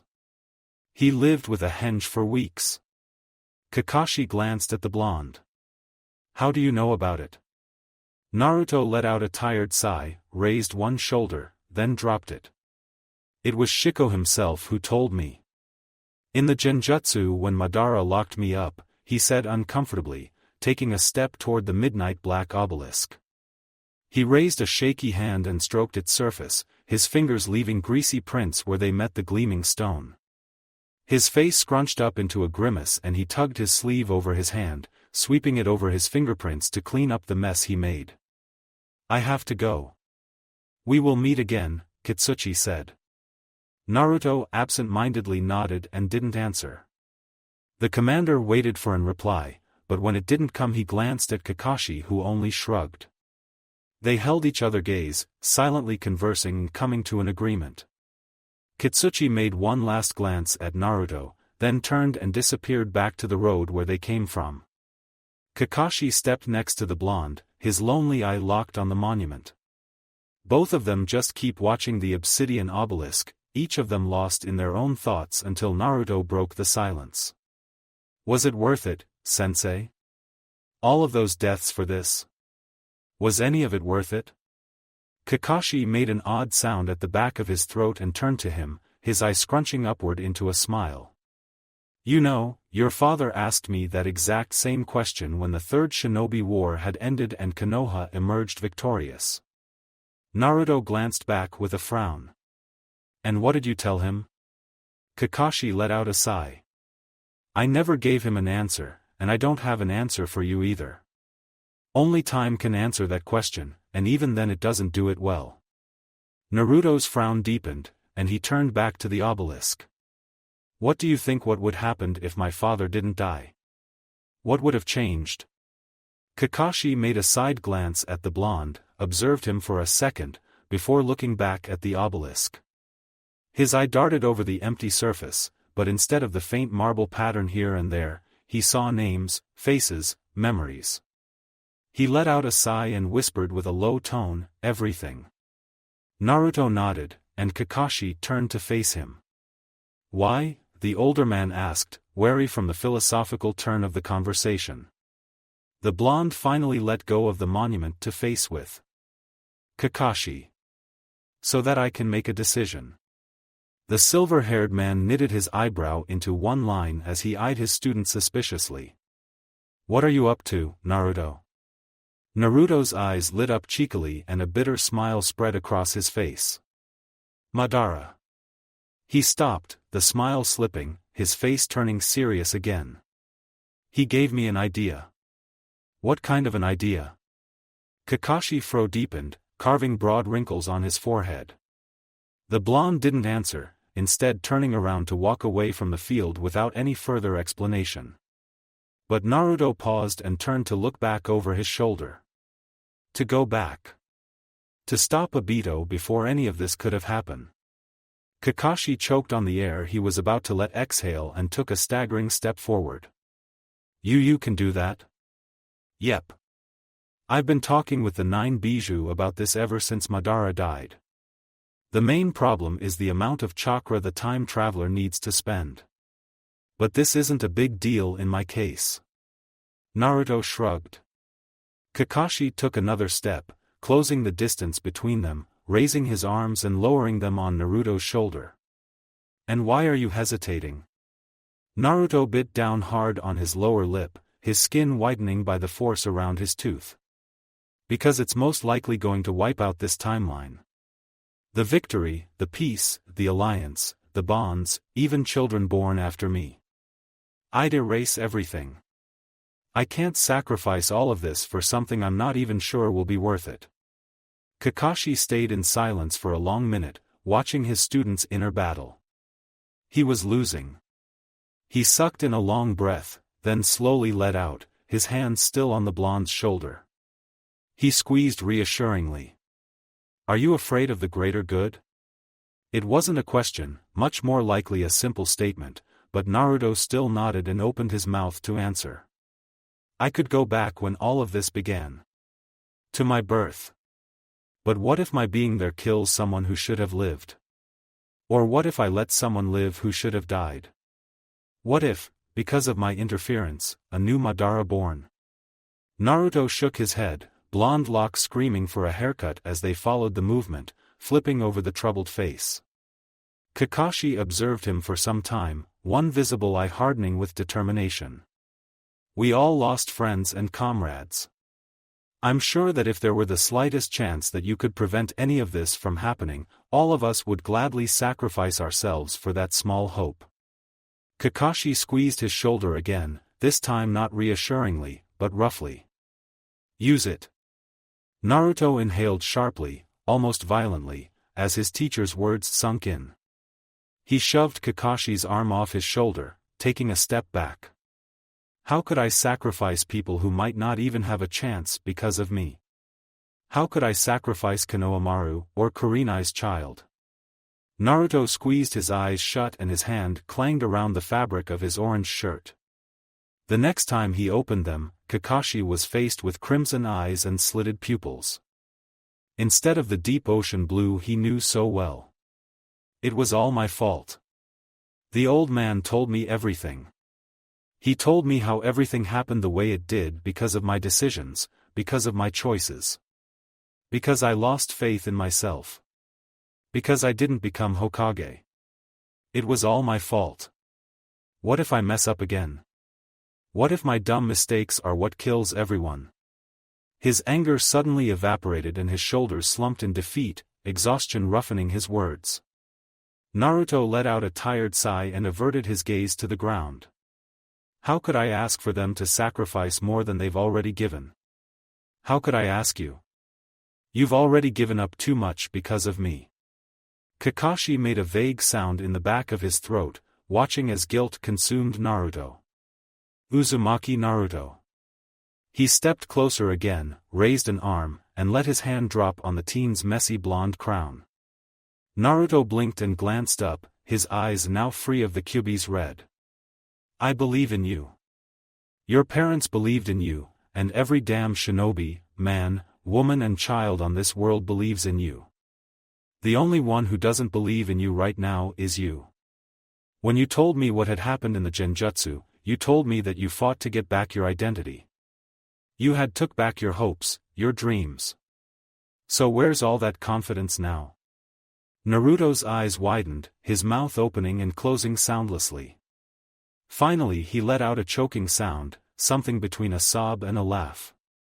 His eyes settled into a broad smile, and Kakashi mimicked it. Sensei, thanks. For everything. I'll make it up to you. I promise. Kakashi let out a chuckle. You know, I heard a certain phrase once when I was a kid. You can't stop the flow of time. It will only whirls in one direction. It is impossible for a mere human to change that path, his eyes crinkled upward. But sometimes the impossible must be done. Naruto didn't answer, instead nodding, the wide smile still plastered on his face. Energy bubbled under his skin and Kakashi took a step backward, wide when Naruto's chakra whirled to life. It wasn't only one Bijuu's power, but all of them. Naruto's skin brightened and the light extended over his clothing, the previous color shifting. The crimson fading into gold on his cloak, orange jumpsuit growing darker and darker until it became ebony, while 9 black balls danced behind him a silent waltz. What the? Kakashi choked out and flinched another step backward, but not out of fear. Naruto only smiled in the middle of the burning inferno. He winked, the energy flipping, blazing around him, his hands moving, shifting from sign to sign. The world shook around them, but only for a moment, and then it settled into complete stillness. Naruto turned and stared next to Kakashi, and the Jonin followed his gaze, dimly noting the lazily whirling vortex next to him which he was sure wasn't there a second ago. He glanced back at Naruto who walked next to him. They locked gazes, one determined, one puzzled but soon shifting into trust. Kakashi's eyes crinkled into an invisible smile as he nodded at his student who mimicked the movement and took another step, passing by the Jounin, then stopping to stare inside the inferno. His cloak flapped behind him with all the velocity and vigor the young man possessed, and for a fleeting moment, Kakashi saw another man, another cloak, another shoulder, achingly familiar, but still different. Naruto's shoulders stiffened, then relaxed. He made one last glance at him over his shoulder with a determined expression, then turned his head to face with the whirlpool again, and Kakashi calmed. He knew in that moment that everything would be all right. Naruto let out a calming breath, took a step, and disappeared inside the whirling vortex. A harsh, blood-curdling roar ripped through the air, shaking the rocks and churning the shallow water with its sheer force. Ivory spears so huge they dwarfed houses flung upward to smash down and dig into the earth where a woman with flaming red hair lay helplessly. Only a moment before the claws could pierce her, a flash of gold appeared in front of her to snatch her away from certain death. Time slowed as Minato grabbed his exhausted wife's shoulder, fingers biting into her flesh as he hauled her off the ground. He stared up at the approaching claws, noting their rough surface, the deep slashes that scarred them, each gash deeper than his own head, the tips still as sharp as needles. Chakra flickered in his gut, and he was about to teleport away when there was another flash of gold. He dimly realized that the enormous claws had stopped mere moments before they would have skewered them both. He blinked, glancing down at his wife, then up at the blazing silhouette suddenly in front of him. It was a young man with hair that moved like fire, his entire body wreathed in golden light, a coat made of the same brilliant gold flipped over his shoulder. Minato blinked again and realized in a haze that it was all pure chakra, denser than anything he could even imagine. And it showed. What power! The young man was holding back the Kyuubi's wrath with a single raised arm. With a small movement of the hand, the Kyuubi was forced back, its body plugging a straight line into the landscape, devastating miles of the thick woods. The demon leaped back to its feet in an instant, but then, to Minato's utter bafflement, the ground flashed in gold under the fox and it was frozen in place. The stranger held up one of his fingers and shook it like he was simply scolding the Kyuubi for bad behavior. Down, he barked, and Minato watched with wide eyes as several giant torii gates appeared. They slammed against the Kyuubi, pinning all of its limbs, the ground shaking as its body was smashed down. Good boy. Now wake up, Kurama. A flick of the man's fingers, another flash of gold under the bijou, and the burning red hellfire of the fox's eyes dimmed even as the sea of killing intent surrounding it paused. Almost in confusion. The whirling tomos surrounding its pupils first slowed, then faded away.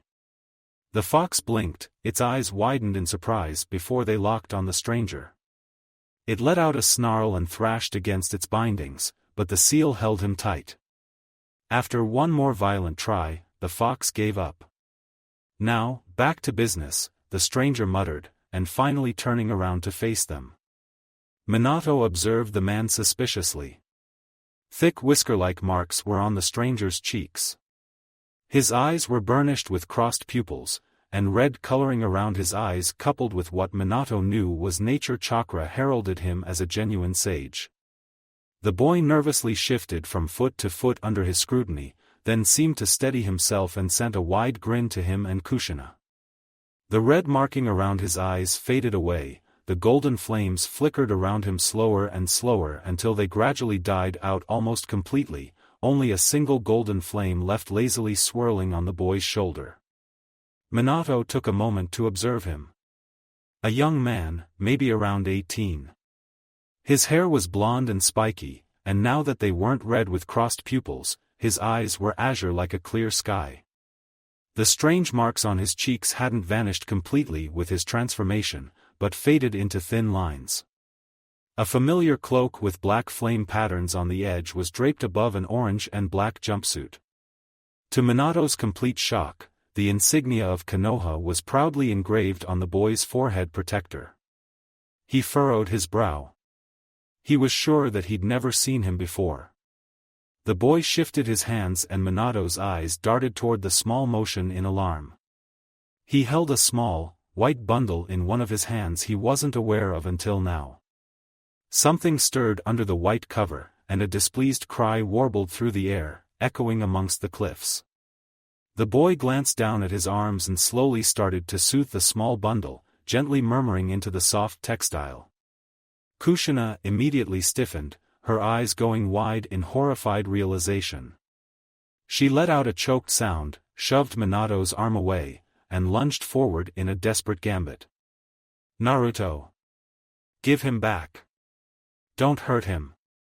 There was a moment when his breath was stolen away, a moment when Minato simply couldn't comprehend the situation, but then came the understanding, and with it a burning resolve. He blurred into action, one of his kunai in a reverse grip.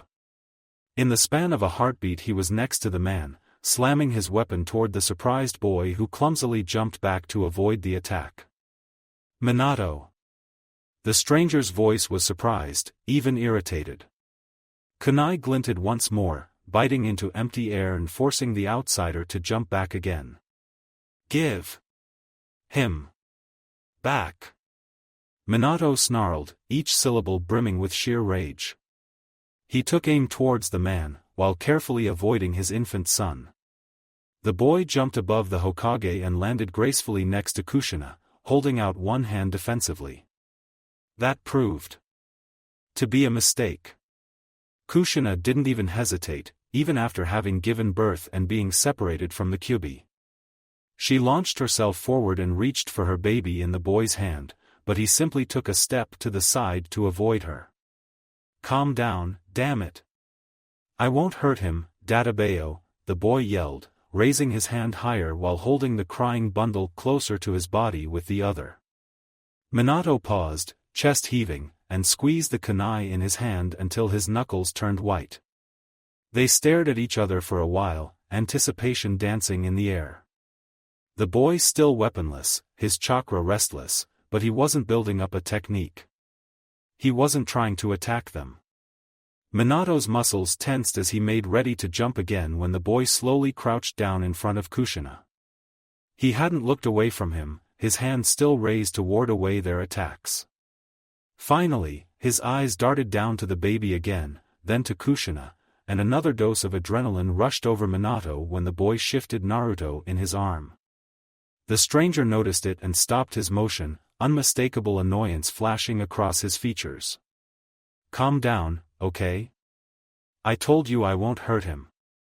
The boy hadn't moved, hadn't twitched, at least not until Minato slowly nodded, eyes still sharp, chakra waiting in his gut for the slightest trigger. The boy observed him for another moment, then slowly handed over the small bundle to Kushina. She let out a relieved sob when her arms finally locked around her newborn son. Geez, see? I won't hurt you. I'm here to help. The boy raised his hands above his head, showing the universal sign of surrender. Minato didn't relax, his eyes darting between his wife, the stranger, and his son. When he found his child unharmed, his gaze shifted back to the stranger. The boy shifted under his gaze and slowly waved a hand at Kushina. If Kushina doesn't get help, she's gonna die. I'm gonna help her, okay? Minato considered the offer before narrowing his eyes, nodding once. He tensed when the stranger slowly moved to touch his wife, who flinched at the contact. Her eyes widened with a gasp, and Minato saw an influx of chakra surge into her body, filling her emptied coils. Kushina blinked in surprise, then slowly sat up, her hands still folded protectively around her small baby. Here, this will help with the damage you took from the extraction. You're an Uzumaki, you'll be alright in no time. I promise. The boy flashed her an encouraging grin and gradually straightened himself. Minato finally let himself relax a bit, but still kept himself ready to fight on command. His voice threateningly boomed at the stranger, carrying clearly through the air. Who are you? The boy tilted his head, glancing over Minato, then at the Kyuubi in the background, and a wide foxy grin stretched across his face. He opened his mouth to answer, but paused like the air was stuck in his windpipe. His muscles tensed and his grin melted away from his face. His eyes seemed to darken from azure to royal blue. A second later he closed his mouth and his brow furrowed in worry. He turned away and ignored Minato's question, leaving it hanging in the air awkwardly. The small flame grew restless on his shoulder, blazing left and right, expanding over his frame until his golden cloak was back again. The moon's eye plan won't succeed, he snarled into the darkness. Minato narrowed his eyes and turned toward the empty shadows as he looked for the one the boy was talking to. For a long and tense moment nothing happened. Finally, something stirred inside the darkness, then a burning crimson spot appeared. A pale gray mask took shape next with black tiger mark pattern, its only visible eye hole illuminated by the sinister red light of a Sharingan. Finally the figure slowly stepped out of the shadows, and Minato's eyes flashed with anger. The masked man slowly tilted his head to the side, one brilliant red eye observing the stranger carefully. They stared at each other for a long moment before the man hummed. You are powerful. You managed to free the Nine Tails from me, and even subdued it. Minato didn't need to see them to know the man's brows furrowed under his mask. Who are you? Minato glanced between the boy and the newcomer. As much as he'd have liked to know the answer, he already knew two things: the boy had saved Kushina, and the masked man had done his best to murder her. A muscle tensed inside his stomach, chakra flickered, and in an instant he was in front of his wife and shoulder to shoulder with the boy. He made the decision without hesitation. It was an easy choice to make. Easy, but risky. The boy made a sidelong glance at him, then his attention fixed back on the masked man. You've been lurking for a year, completely duped by that dumbass plan. He slowly shook his head and let out a sigh. Madara lied to you. The moon's eye plan will enslave the world, not bring true peace. Minato blinked at that. Madara? But he's been dead for decades. And what's the moon's eye plan? The boy shook his head again. He is now, but not because he was killed by the first Hokage. He died of old age, just less than a year ago. Isn't that right, Uchiha? Should I call you by your given name? Or you would just prefer Toby? The boy's stare hardened, and the masked man narrowed his visible eye in response. Who are you? The Uchiha, or Toby as he was supposedly called, demanded again, his voice cold and harsh. I'm here to save you, the boy answered. Minato blinked. Had he heard that right? It seemed their opponent was just as confused by the way he tilted his head to the side. Save me? Save me from what? From yourself. Silence fell among them, not even nature daring to make any noise. It's still not too late for you. You don't have to be his tool. The boy's voice was sad, almost pleading. Toby tensed his muscles, his visible eye flashing with anger. Tool? I'm the savior, the one who will bring real peace to this cursed land, not a tool, he hissed. Savior, the boy repeated, shaking his head. No. You're not. You want to run away from reality to dream of what you've lost. You're a coward, not a savior. Nothing can bring her back. It would never be real. You're lying to yourself, and in the end you'll realize that it was all for nothing. But you can stop now, before there's more blood on your hands. I don't care, Toby snarled. I don't care about this world anymore. The boy silently observed the masked man's heaving chest. He was an island of serenity in the chaotic atmosphere all around them. I think you still care. Why should I care? She's dead. Toby shouted, waving his arms and taking a threatening step forward. She's still alive inside you. You've still got a lot of people who care for you, for her memory. If you worship an idealized version of her, you'll kill her real memory. Savior? The boy snorted. Give me a break. I am the savior. I will change the fate of this word. Toby snarled, his entire bearing dripping with palpable rage. The young man tilted his head to the side, a wondering expression on his face. He eyed the masked Uchiha for some time before speaking again. Do you want to see what you'll change if you keep going? Because I've seen it. And that's definitely not what she would have wanted. The masked man narrowed his eyes behind the mask, while the boy raised one of his hands as he continued. I can show you what you'll become. I can show you what the world will become. I can show this destiny you're so stupidly chasing. Minato sensed chakra swelling within the boy, massive amounts that dwarfed his own reserves and seemed closer to a tailed beast than a human, but no technique was unleashed, no hand signs were weaved. The chakra stalled in the boy's gut, waiting for the slightest command to be unleashed. Minato shifted closer to his family, his eyes still fixed on the masked man. Toby let out a snort. Whatever you show me would be only mere illusion. My eye is sharper than yours.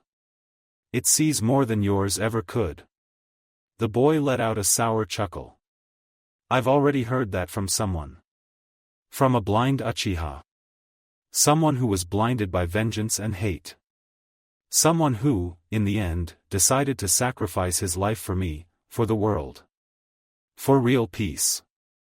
A bittersweet smile appeared on his face, and a soft, out-of-place chuckle slipped between his lips while he slowly shook his head. He finally raised his eyes again. Do you want to see? No.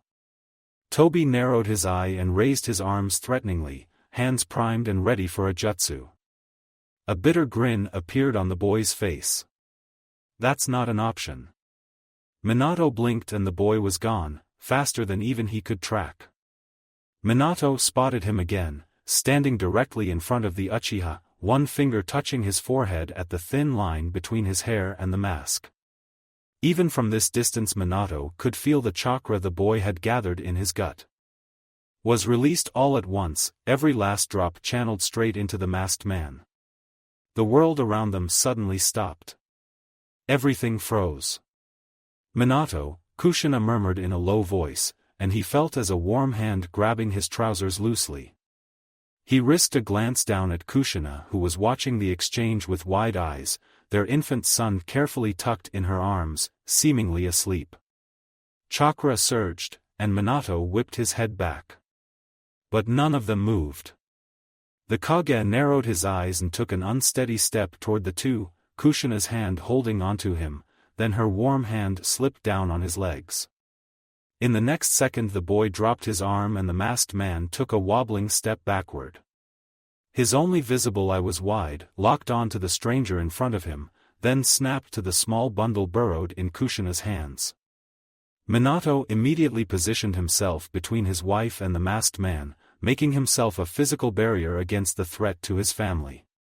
The man's arm shakily rose to grab at his own temple, his eye darting over Minato and Kushina, then back at the boy, only to look back at their baby until his gaze finally settled again on the blonde boy. What have you?" he choked. "What are you?" A grimace spread across the boy's face. "Hey, that was rude, you know." He paused, the grimace slipping into a determined expression. "You know who I am now.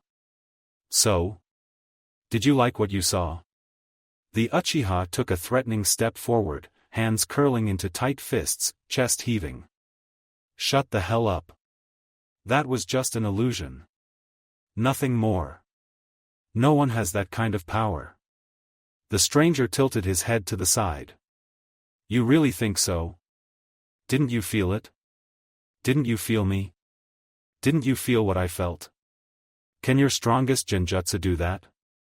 Toby suddenly froze, and the boy continued. "That was my entire life, all of it stuffed into a minute. Could you feel the pain you caused?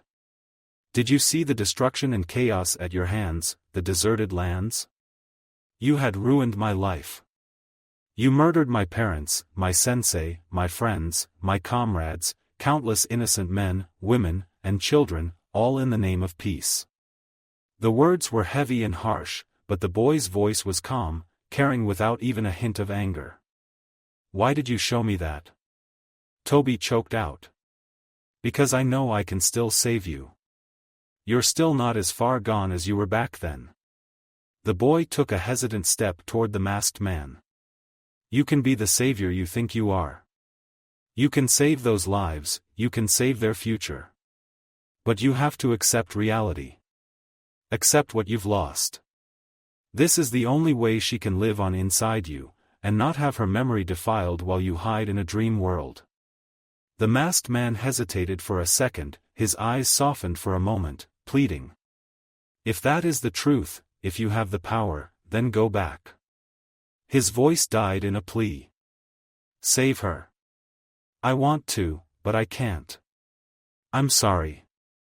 The boy's voice was sad, almost painful in its sincerity. Why? Toby's voice was low, broken and lost. The boy ran a hand through his messy hair and let out a sigh. I'm limited by my own existence. I wasn't born back then, so I can't go that far no matter how much I want to. If I could, I would go back to save her, save Yahiko, and even save you so you wouldn't meet Madara, but I can't. But I can still save you here and now, before you go further into the darkness. As you are right now, I can still forgive you. You can be a hero. Minato let out a furious hiss, his nostrils flaring, his patience gone. This Toby had nearly murdered Kushina, threatened his newborn son, killed those who helped and guarded them during the birth, and the boy was talking about forgiveness? What the hell are you talking about? He snarled, his eyes fixed in a glacial stare. Do you have any idea how many deaths he's been responsible for today? He stepped forward, fully intending to finish the fight this time, but the young boy raised a hand in front of Minato's chest to stop him. I know exactly what he has done, but please don't interfere. Minato shot a disapproving glare at the boy, grabbing the extended arm and pushing it away from his chest, but not before a tiny seal etched itself on the boy's skin. He isn't a hero. He never will be, the Kage growled, and to Minato's surprise the Uchiha flinched, eyes nervously darting over him. And he could see. He could see the shards of regret, the hurt in the ink-black eye. The masked man took an unsteady step backward, then one more until he gained some space and reached one of the enormous rocks. The boy glanced down at his arm, then at Minato knowingly and winked. He suddenly froze. A golden flame flickered on the boy's shoulder and he narrowed his eyes. Zetsu, he hissed into the empty space. A shadow twitched under the surface of the shallow water, and a strange creature emerged from the cliff next to the masked man. It was shaped like a man, but one half was the darkest black, and the other half was sickly pale. It was obviously not human, especially given the plant-like appendages that reminded Minato of a Venus flytrap. It glanced at the Uchiha, then back at the small group, as though silently weighing its odds. After a moment of consideration it slowly nodded. We should retreat. We won't have a chance against him. The Kyuubi is under his influence now.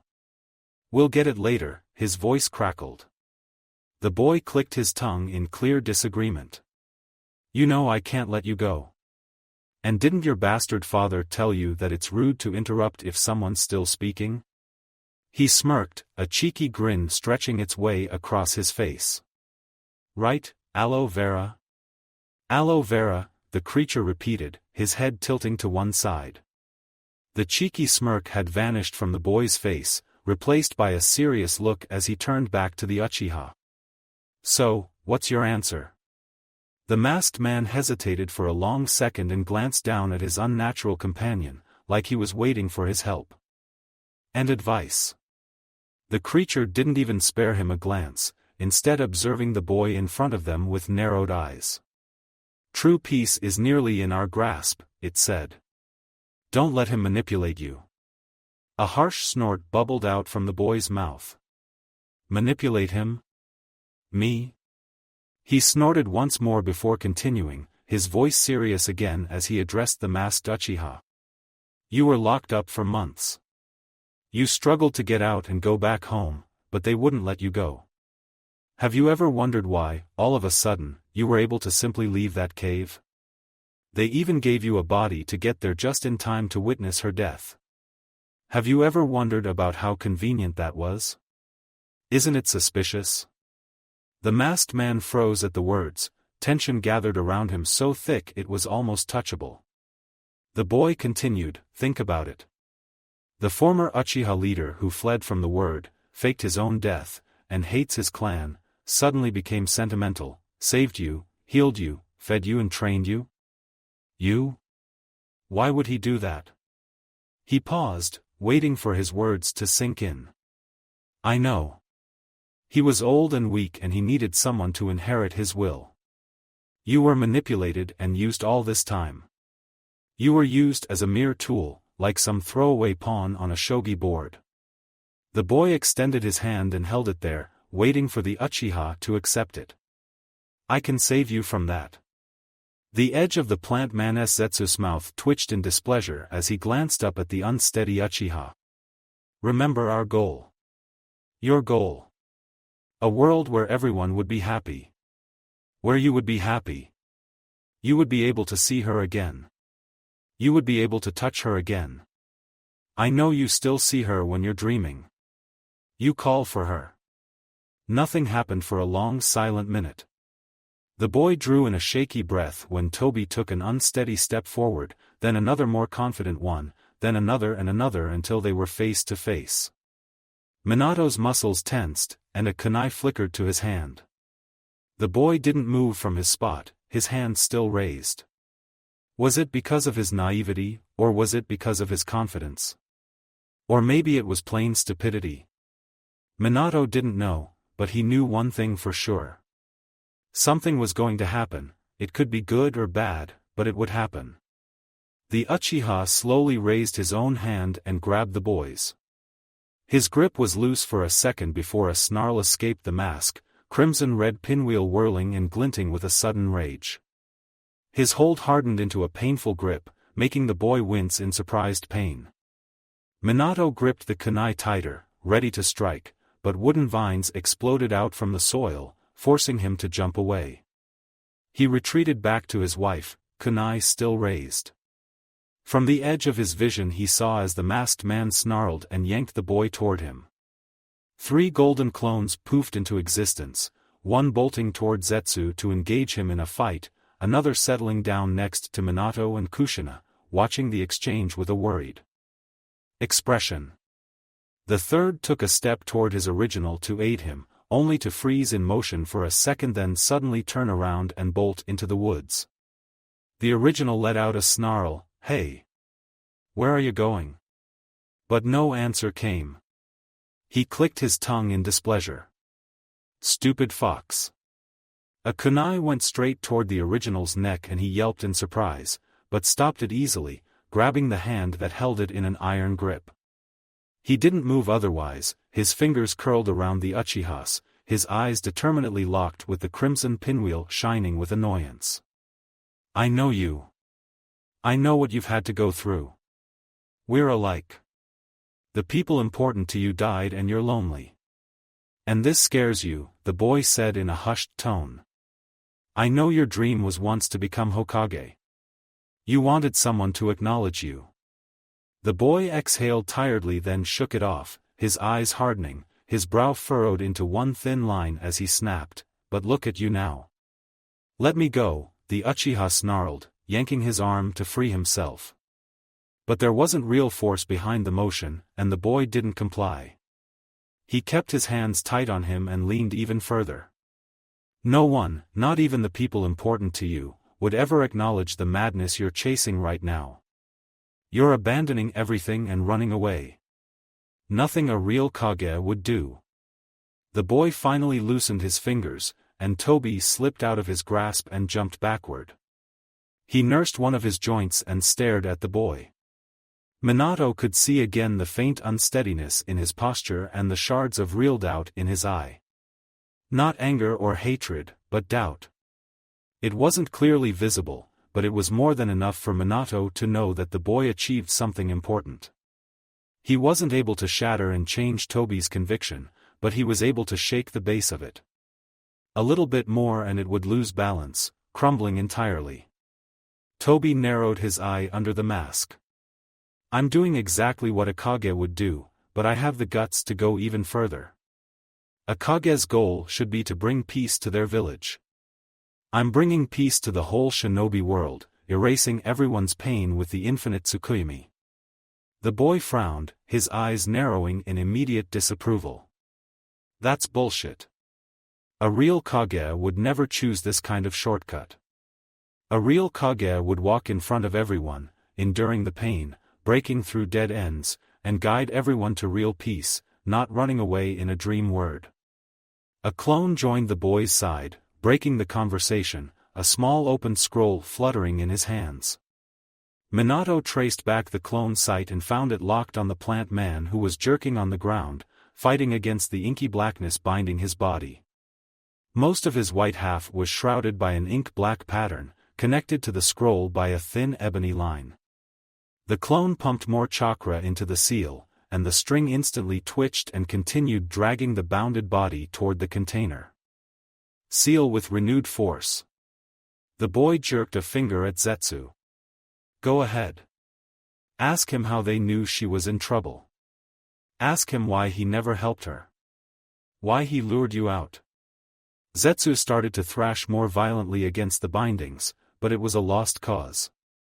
He tore one string and two grew in its place, lashing around him as they forcibly held him in place. The plant man stilled. An eye flickered up to the masked man, observing him, silently waiting for his next move as if expecting him to help, to aid him like he did before. But Tobi hesitated and didn't move. They stared at each other, the crimson eye shining with a newfound suspicion. Tobi tilted his head, hesitating for a brief moment before breaking the silence with a question. Is it true? Zetsu's voice was raspy and alien, knifing through the silence. Do you believe the words of our enemy? He stands against our goal. If you stumble, you will never see her again. The Uchiha didn't answer or even move. He silently watched as Zetsu was dragged further and further toward the seal before averting his gaze and glancing at Minato. Zetsu narrowed his eyes when Tobi didn't even look at him, instead keeping his eye fixed on Minato and the boy. Its black and white face searched Tobi's form with a frown, and when he found what he was looking for he let out a sigh. You fool, he hissed. I'd prepared for this moment, but I thought it would be decades later. He let out another disappointed sigh and the black half flinched, but not together with the rest of its body, more like a second skin draped over it. To Minato's horror it melted away from the motionless white carrier and wriggled its way toward the Uchiha. Tobi took a step backward in pure surprise, but he was too late. The blackness hurled toward him and connected with a loud splash. He cried out not in pain, but in horror, and stumbled backward as the blackness overwhelmed half of his body, slithering over him like something right out of a horror story. Black strings snapped to life and pierced through his skin while everybody stood there completely motionless. Only the boy's eyes widened when Tobi howled as the twines burrowed into his chakra coils, then the man dropped on his knees, arms clutching his head. Only his harsh breathing and low whimpers echoed inside the clearing. Minato made a glance at the stunned clone and his wife and jumped forward alongside the original boy. No, the boy exclaimed when he landed, his chest heaving with worry as he slowly inched toward the hunched form. Minato narrowed his eyes and stopped the boy from getting too close by placing an arm against his chest. In that same moment, Tobi shook himself and awkwardly, lopsidedly straightened like an invisible weight was pulling down the right side of his body. He finally raised his head and the boy's eyes widened. Tobi's face was still shrouded by his mask, but the only visible eye didn't shine with awareness. It was blank, foggy, and dead. What are you? Minato exhaled, his voice unsteady as he took a step backward, arm slipping down from the boy's chest. What have you done to him, the boy shouted, fists clenched at his side. Zetsu's raspy voice echoed in the clearing. He is not here anymore. His body is mine now. I am Madara's will. I will eliminate whoever stands in his way. You and Namikaze will be next. Zetsu's face scrunched up in a grin. The Moon's Eye plan will succeed with or without him. Madara only needs his body anyway, so throwing out his consciousness wasn't something he wouldn't approve. You were right. He's always been nothing more than an expendable pawn in this game. Zetsu's borrowed mouth froze, and his hand rose shakily by a mere inch. How are you able to? Zetsu snarled. I am not a pea-pawn. Toby stuttered, eyes sharpening as he flung himself toward the boy. Whatever you're planning, do it now, he shouted, this time with power, and the blonde flinched a step back, gritting his teeth. But I can't. I don't want it to happen this way, the boy shouted back, but still fished out a small scroll from one of his pouch. Do it now, or dash, and just like that he was gone again, his eyes dimming. The body darted toward the boy, who jumped backward to avoid the direct hit.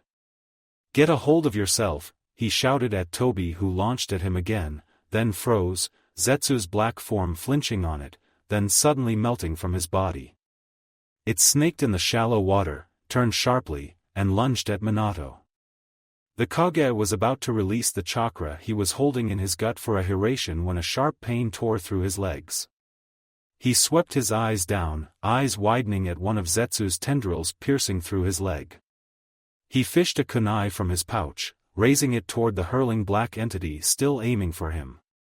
The Kage didn't have time to blink nor slash down with his weapon. A body appeared between him and the attack. Zetsu didn't stop.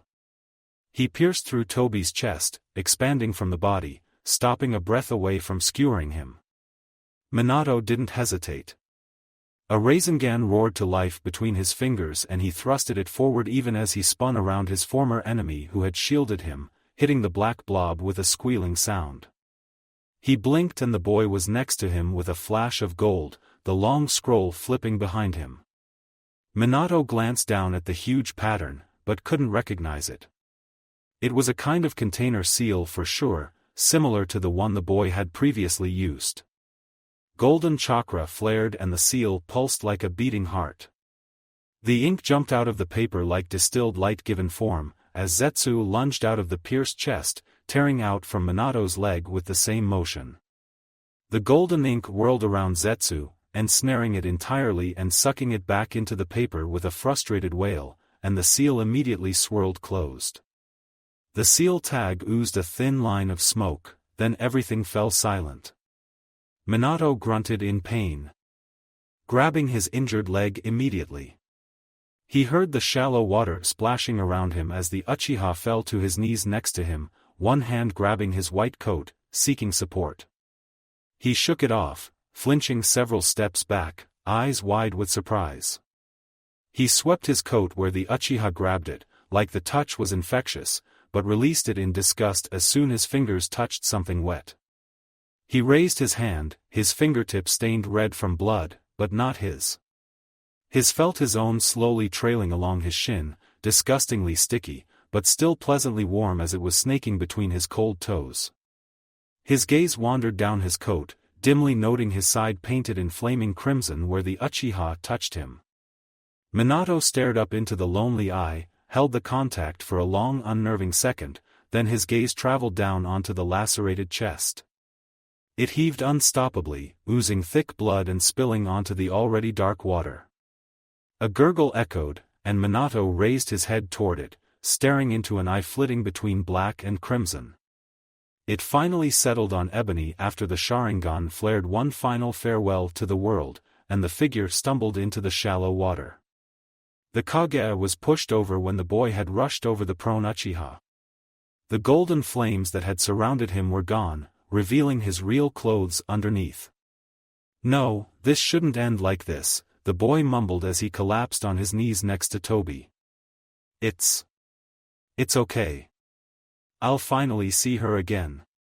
Shaking hands rose and grasped the worn textile of the stranger's cloak, one visible dark eye watched back pleadingly behind the cracked mask. "Don't. Let them." "No," Toby choked out. His voice was weak, barely enough to call it a whisper, but the boy nodded. "I won't," he whispered back. The obsidian eye shined once more with gratitude, then its inner light had faded and the man was gone. The boy let out a sigh and slowly straightened himself, taking a step back. In the next second his chakra flared again, hands dancing through a series of hand signs, and the corpse was bathed in an inferno, flames eating away the evidence of his existence in mere seconds. By the time they died out, only fine black ash remained. The boy let out a weary sigh and ran his hands through his hair before he finally turned around to face the Hokage. There was a small ruffle behind Minato. He didn't have to turn around to know Kushina had finally gathered the strength to stumble next to them with the help of the clone that had been guarding her. He turned anyway, folding his arm around Kushina's waist when she faltered.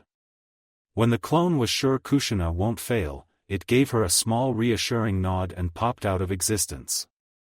The boy eyed them for some time, a warm smile replacing the sadness on his face when his eyes fell onto the small crying bundle in Kushina's caring arms. He took a hesitant step toward them, but he immediately stopped at Minato's stern voice. "An explanation, now," he demanded. "Who were they?" The boy's face soured. "The aloe vera was called Zetsu. He was some kind of clone or whatever you want to call it of Uchiha Madara. The real Uchiha Madara. As for the man in the mask, he may have been misled, but in the end he was a hero." Minato stared in disbelief and anger. "He was a hero? He killed people from my own village," he snapped, every bit of anger rising to the surface in an instant, boiling white-hot in his heart. "He ripped the Kyuubi from my wife and left her for dead, he tried to kill me and my infant son, and you're saying he's a hero?" The boy tiredly closed his eyes, then opened them. "Yes. Despite everything, he is. With his last actions he saved countless lives.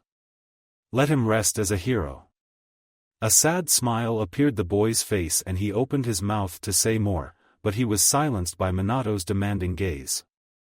"Who are you?" the Kage asked, pushing all of his authority into the question. The boy blinked, clearly musing on just how to answer that question, then shrugged carelessly as a wide smile stretched across his face. "Konoha's #1 unpredictable hyperactive knucklehead ninja, the one and only Uzumaki Naruto, Dadabayo. The Rokudaime Hokage, the previous Jinchuriki of the Kyuubi, and the present Jinchuriki of..." He trailed off. "Well, of all of the others. And I'm your son. That's me right there." He pointed toward the bundle in Kushina's arms. His only answer was silence and a raised eyebrow from the fourth Hokage. His wide smile faltered into a sheepish grin as he scratched the back of his head awkwardly, clearly not knowing what else to say. Minato held his hand in front of Kushina, who tried to take a step forward. The Kage narrowed his eyes, deciding to humor the boy for the moment. "How?" The boy blinked, almost as though he hadn't expected the chance to explain himself, then folded his arms in front of his chest and tapped his chin. "Well, first of all everything basically went to hell with the war against a zombie army. Then there was the ten-tailed monster, a resurrected Uchiha clan head with an evil master plan, and this whole mess to seal them away, only that bastard got me with the Sharingan and forced me to live through a whole year with you two in a genjutsu that was smushed into minutes of time in the real world, but I finally broke out of it. Then I got rid of that damn Uchiha Madara with the Shiki Fuin. Then that weirdo Super Gramps appeared with the Rinnegan, then he sealed all of the Bijus inside me and with their help, I traveled back in time to prevent all of this mess from happening in the first place." He sucked in a breath and glanced up at Minato, unfolding his arms to scratch the back of his head sheepishly. "So yeah, something like that in short." Minato only observed the young man in front of him silently, his guarded expression carefully not giving anything away. "Ten-tailed monster," he repeated. "Zombies? Time travel? The boy shrugged helplessly, and the village leader couldn't stop himself from bursting out in laughter. All of his gathered stress and tension exploded from his body in the next 10 seconds, earning a confused look from Kushina and an indignant pout from the boy. "What's so funny?" the boy demanded petulantly, folding his arms in front of his chest, slightly turned away from him. Minato's face mirrored nothing more than sheer disbelief, but the analytical part of him couldn't help but notice the sudden change in the boy's behavior. In 1 minute he was dead serious with an air of power that rivaled any Kage, then in the next he sulked like a small child. Minato finally gathered himself and shook his head to clear away his thoughts. "You can't be serious," he chuckled. "That's just insane." The boy's pout deepened, then turned into a wide and foxy grin. "You don't believe me? What if I showed it to you? I got this cool memory transfer jutsu, like in Oikyojisan. I got it from Ino's mind barrier, you know." Minato frowned, but Kushina couldn't restrain herself any more and stepped forward. "Back then when you healed me, I felt the Kyuubi's chakra in you. You gave the Kyuubi's chakra to me." The boy nodded with a small smile on his face and tapped his abdomen, right above his navel. "Yeah. Kurama's also sealed inside me with the other 8 bijou." Kushina cocked her head to the side, her eyes shined with curiosity and confusion. "Kurama? Yeah. That's his name." He nodded as though they were discussing weather. "It has a name?" Kushina asked incredulously. The boy's eyes narrowed just a bit, but not enough to be hostile. "Kurama's a him. And yeah. All the 9 bijou have names." The blonde raised his hands and counted his fingers as he talked. "The 1 tails is called Shikaku, the 2 tails is Matatabi, then comes Isabu, Son Goku, Kokuo, Saiken, Komiai, Gyuki and finally Kurama as the 9 tails." They stared at each other for some time and the boy watched with concern when Kushina visibly gathered herself, swaying a little on her feet. Minato grabbed her arm to steady her, but she easily shook off his hand and started to walk toward the boy. She finally stopped only a few feet from him. Her eyes shifted down to the sleepy gaze of her newborn son, to his impossibly tiny features, then to the whisker marks on his chubby cheeks. Naruto hadn't moved an inch, but his mouth had curved into a smile. Kushina hesitantly raised her hand, her graceful fingers slowly closing the distance between her and the whisker-marked cheeks. The boy slowly closed his eyes, the tension from his shoulder disappearing as soon as she made contact. Minato watched the exchange with wide eyes, his shoulder slightly tensing when the boy gently took hold of Kushina's small hand and pressed it against his cheek, leaning into her palm. "You're really Naruto?" Her voice was warm, Minato realized, just like the first sunbeams on a cold morning. The boy parted his lips, but his voice almost failed him. It wasn't quite enough to be called a whisper, but it was still somewhere close. "I am." They stayed like that, and after some time the boy's breathing became jerky, his cheeks shining wet in the faint moonlight. Kushina squeezed his hand. "Why are you crying?" The boy let out a choked sound. "Because I'm happy. Because I did it. You're here. You're really here, and you're not an illusion this time. You were always a drama queen, Naruto." 3 heads flung toward the new voice where one of the boy's remaining clones stood. His arms were crossed over his chest and technically he looked the same as the others, but only in the broadest of terms. The differences would have been obvious to anyone. His eyes were crimson with slit pupils like a beast's. The whisker marks on his face were thicker and darker, giving him a more feral appearance. As he grinned, his teeth were far sharper and longer than any man's had the right to be. The boy immediately rubbed away his tears with the back of his sleeve. "Your timing is crap, you know that? And quit possessing my clones, Kurama." His eyes twitched with annoyance. When he received no answer, Harold his eyes and stepped next to the clone, flinging an arm around his shoulder. Even with the boy's clear familiarity and ease, Minato and Kushina both tensed. The clone's name was Kurama, just like the Kyuubi's was supposed to be. Not even registering their apprehension, the boy grinned at them. "Mom, Dad, this is Kurama, the almighty nine-tailed demon fox." Kurama rolled his crimson eyes in annoyance and shook off his arm. "Don't touch me. I still don't like it." The boy snorted. "You're using my clone. Basically my body. I can touch myself whenever I just want." Kurama made an amused expression, observing his companion with a pointed look until his face twisted in disgust. "Forget what I said," he grumbled, flushing. He cleared his throat and glanced at his clone. "Where were you anyway? Why'd you steal my clone?" A foxy grin spread on Kurama's burrowed face. "I had some business to take care of with your bastard master." The boy narrowed his eyes and opened his mouth to retort, but suddenly he froze, his mouth still open. Minato took an unsteady step closer, a concerned frown on his face, but stopped mid-motion when the boy jerked and fell to his knees. Chakra flared violently and bubbled over his body, then it disappeared as suddenly as it came. "The other bijou," he choked out, holding onto the fabric of his jacket over his stomach like his life depended on it. "They're gone," he gasped out, panting helplessly. Minato slipped an arm under his armpit and helped him back to his feet. The clone had popped out of existence, the boy's grip on the technique slipping. He grabbed onto Minato's arm. "No, my seal on Kurama will," an enormous roar echoed between the cliffs, and the boy flung his head toward the cry. "I thought I'd have more time." "He's free."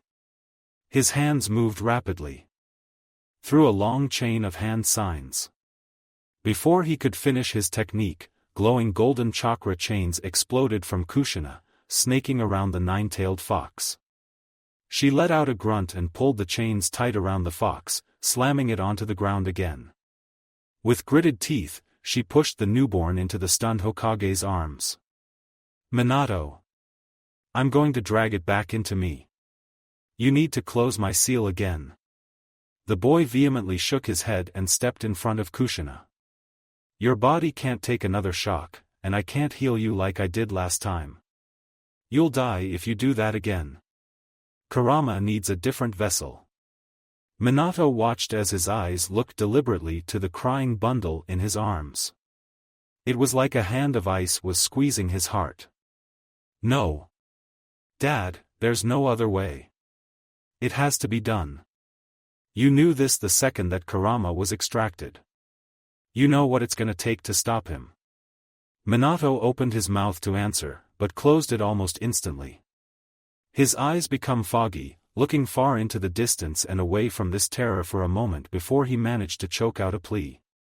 "There has to be another way to stop it. You managed to do it once, why can't we do it again?" The boy slowly shook his head in defeat. "Coming back to the past and applying the first seal on Kurama drained a lot of my reserves. And now the other bijou are gone. Even if I can't change everything, some things I can definitely do. Let me make the seal." Kurama let out a gruesome roar, freed a paw and demolished the side of a mountain with one strike. Kushina moaned in despair as another chain shot out to replace the previous one and Minato hesitated. "I don't know you. You can't prove your insane story." The boy clicked his tongue in annoyance. "You're just as stubborn as your projection was in that stupid genjutsu. Just believe in me," he snapped. Minato's eyes widened with disbelief, and the boy snapped his head to the side when a furious roar tore through the air. Golden flames appeared around him again, and he turned back to Minato. "We're running out of time. Dad, please. Trust me." His voice was desperate. Minato took an unconscious step forward, the small baby in his arms. "You call me your father, and in the next sentence you ask me to let you sacrifice yourself in my place? I am the Yondaime Hokage of Konohagakure no Sato. It's my fate to die for this village, not yours," the Kage shouted, and the baby in his arms started to wail. The boy scoffed at that. There's no such thing as fate, and you already fulfilled your duty once when you sealed Kurama inside me. I won't let you make that same mistake twice. I won't die from this, but you will if you go through with it. This is why I came back in time. You two will live even if I have to knock you both out to make you stay alive. He was nearly screaming at the end of his rant, his determination clear and unshakable. Why are you doing this? Kushina's cry echoed from the other side. Her voice was harsh, weary and sore, but still strong. The boy turned to Kushina, his tone pleading as he spoke, I'm doing this to give a new chance for a prophecy. Both Minato and little Naruto has the power to change the world and bring peace to all of us.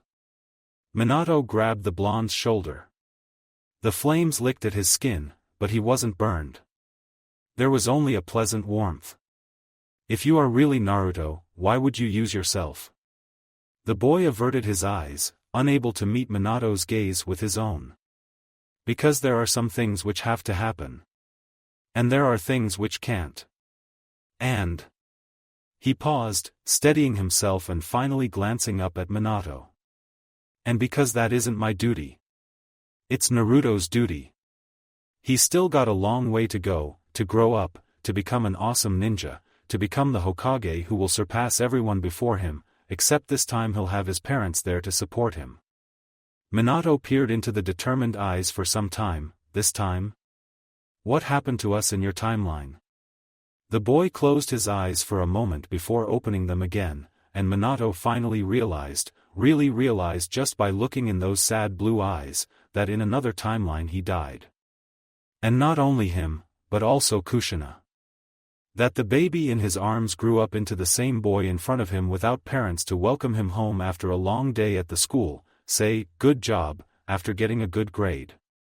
That there was no one for him who would kiss his cheek, ruffle his hair, hug him, or cheer him up when he was sad. Minato let out a sigh, then slowly nodded. The boy, no, Naruto, because he was his boy for sure, let out a relieved breath. Thank you. Minato took a step to the side, eyeing the fox as it fought against its bindings. So what now? Naruto narrowed his eyes, staring off into the distance as he thought aloud. The Shiki Fuin you used in the past to seal away half of Kurama's chakra isn't an option. But I can seal away all of the chakra with the hack Fuin you used on me. I've got enough power to do it. He glanced up at his father. You should summon the altar. Minato observed the boy for some time before eventually nodding. A small flicker of his hand and a small altar appeared in front of him. He didn't hesitate, gently laying the baby down and crouching down himself. Naruto glanced at the fox, then at his father, his face softening. Everything will be all right. You'll be a great dad. Minato sent back an unsteady smile. I'll make a key for little Naruto like you did for me. Someday he'll be able to open the seal with it, like I did. Please summon Gamatora. Naruto motioned to Minato. The Kage nodded, bit down on his finger, and a second later a strange toad popped into existence next to Minato, a giant scroll making up his entire torso. He flung his head in pure panic when the Kyuubi roared, then glanced over the field. His eyes rested on the blonde boy's flaming body, then locked with Minato's, who nodded toward Naruto. He'll give you a key. I want you to keep it safe until I need it again. The toad unsteadily glanced up at the golden figure who sent back a beaming smile. It's okay. Here we go. His hand danced through some hand signs before he reached out and touched the toad, who flinched away. Okay, go now. Give it to the pervy sage. The toad looked once more at Minato, only vanishing when he nodded his permission. Naruto let out a calming breath, looked at the fox, and with a wide smile he waved toward it. Hey, Kurama. Don't be rude to this guy here. You'll take a liking in him, I swear. The fox snarled, and Naruto let out a loud laugh. A golden chakra arm emerged from his shoulder, lunging toward the still struggling fox, grabbing into his fur and holding him down. His physical hands were already running through a long chain of hand signs. He crouched down, a small smile on his face, and gently touched the baby's exposed stomach. "Hak Fuin," he whispered. At first nothing happened and Minato feared something went wrong. But all at once everything became white. With each blink Minato's vision pierced a little more into the blinding light, making sense of the world as he struggled to focus. He glanced down at the altar, watching his infant son happily playing with one of the folds of his blanket. He glanced up where the nine-tailed fox used to tower above the landscape, but there was no struggling Bijou, only the evidence of its previous rampage. Kushina stumbled next to him, and almost crashed down from sheer exhaustion, her hands grabbing at Minato's white coat to keep herself steady. A weary sigh left the boy's lips as if a great burden had lifted from his shoulders. Indescribable ecstasy and euphoria flashed through his face, and suddenly he pumped his fist into the air, his victorious yell filling the landscape. Minato and Kushina stared at the scene with wide eyes and open mouths. The shinobi who ordered the nine-tailed fox with only the movement of his finger was jumping all around like a 10-year-old kid. "I did it! Take that, fate!" With this last yell, he made a rude gesture towards the sky, where the first beams of the upcoming sun already started to force themselves through the darkness of the night, painting everything to warm orange and red, just like a flaming fire. Minato watched him, the same joy slowly bubbling inside him, then finally exploding out in laughter. But it died in his throat as the boy stumbled, took a wobbling step backwards, and fell to his knees. "I didn't think it would be this fast. I wanted to tell you so much more," he gasped as he tumbled onto his side. "Naruto." Minato was immediately by his side, Kushina following only a second later with their infant son in her arms.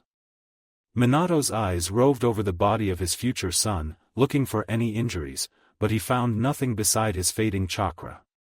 It wasn't only slowly fading, it was rushing out of his coils like it didn't belong there. It swirled around them restlessly. Like the whirlwind his son was named after. He could feel as the Kyuubi's chakra writhed around them, looking for its proper place, and then finally finding it as it slowly seeped toward the baby. Minato helplessly watched Naruto's decreasing reserves and grabbed his son's shoulder in despair. "You're dying, aren't you?" He let out choked sound, "But you said that you wouldn't die." Minato's voice was harsh, full of regret. If he'd known, he never would have agreed to this. "Damn it!" Naruto's eyes met his for less than a second, but that was enough for Minato to see his son's guilt and shame. "I'm sorry. But I know you, Dad. You never would have let me do the sealing if you knew what would happen. It would happen even if I wasn't the one doing the sealing. I knew the moment the other Bijou left me that something is going to happen to me and I won't have much time. But don't be sad, that means I succeeded, the future changed, I'll never have the other Bijou sealed in me, nor I need to come back to save you. My body can stay here, but Kurama can't. He's made of chakra, and he's almost gone. He'll join his counterpart in little Naruto, just like the other Bijou went off to join their present selves. But my body can't live without Kurama. I can give you chakra. I can give you back the Nine Tails chakra." Kushina touched his arm in a rush, but Naruto shook it off immediately. "No. You cannot." Naruto yelled, but regretted it immediately after one look at his mother's hurt expression. "I gave you enough for you to get better, but if you give me even a little you'll also die. I'll never forgive you if you do that." Kushina let out a sob and hugged her dying son for some time. Naruto reassuringly stroked her back until she recollected herself. "Hey now, Mom. I'm alive. Look at the kid in Dad's arms, I'm right over there." He pointed a shaking finger at his younger counterpart who playfully grabbed it. Naruto let out a small chuckle, and placed back his hand on his stomach. The baby in his mother's arm started to cry in his displeasure. "Shoo. I'm sorry," Naruto murmured, lifting his arm again, to gently stroke the puffy whiskered cheeks until the cry died down to small whimpers. The infant suddenly opened his eyes, and with a jolt Minato realized the baby's eyes and Naruto's were one and the same. "Hey, little brat. What are you up to?" Naruto's soft voice drifted their ears like a soft, warm breeze. Neither of his parents dared to speak and break the moment. They stayed in silence, watching as their two sons had their first and last moment together. Both of them were at the edges of their existence, one at the very beginning, born less than an hour ago, while the other had mere minutes until the end. "Promise me something. Take on the family legacy. Konoha needs a #1 prankster. Painting the Hokage monument was one of my biggest achievements, you know. And it would be great if that bridge in Wave was named the Great Naruto Bridge." Again. Naruto let out a small chuckle while his younger self let out a giggle, like he understood the request. The time traveler locked his eyes with Minato's, his movements slow and labored. Despite that, words spilled forth from his mouth in a torrent. There was too much to say and too little time. "The fate of the ninja world is in your hands. Speak with the daimyo, hold meetings with the other Kage. The shinobi need to unite to stop another war. Don't blame the Uchiha for what had happened here, they've got nothing to do with this mess. But keep an eye on them. They're too important for Konoha to lose. Don't let some stupid old feud between the Senju and Uchiha be what makes Konoha lose an entire clan. Then you need to speak with the Hyuga and erase the caged bird seal. I don't have to tell you why. Tell Jiraiya Sensei to make a visit to Rain. Nagato and Konan are still alive up there, still seeking peace between the nations. They can help.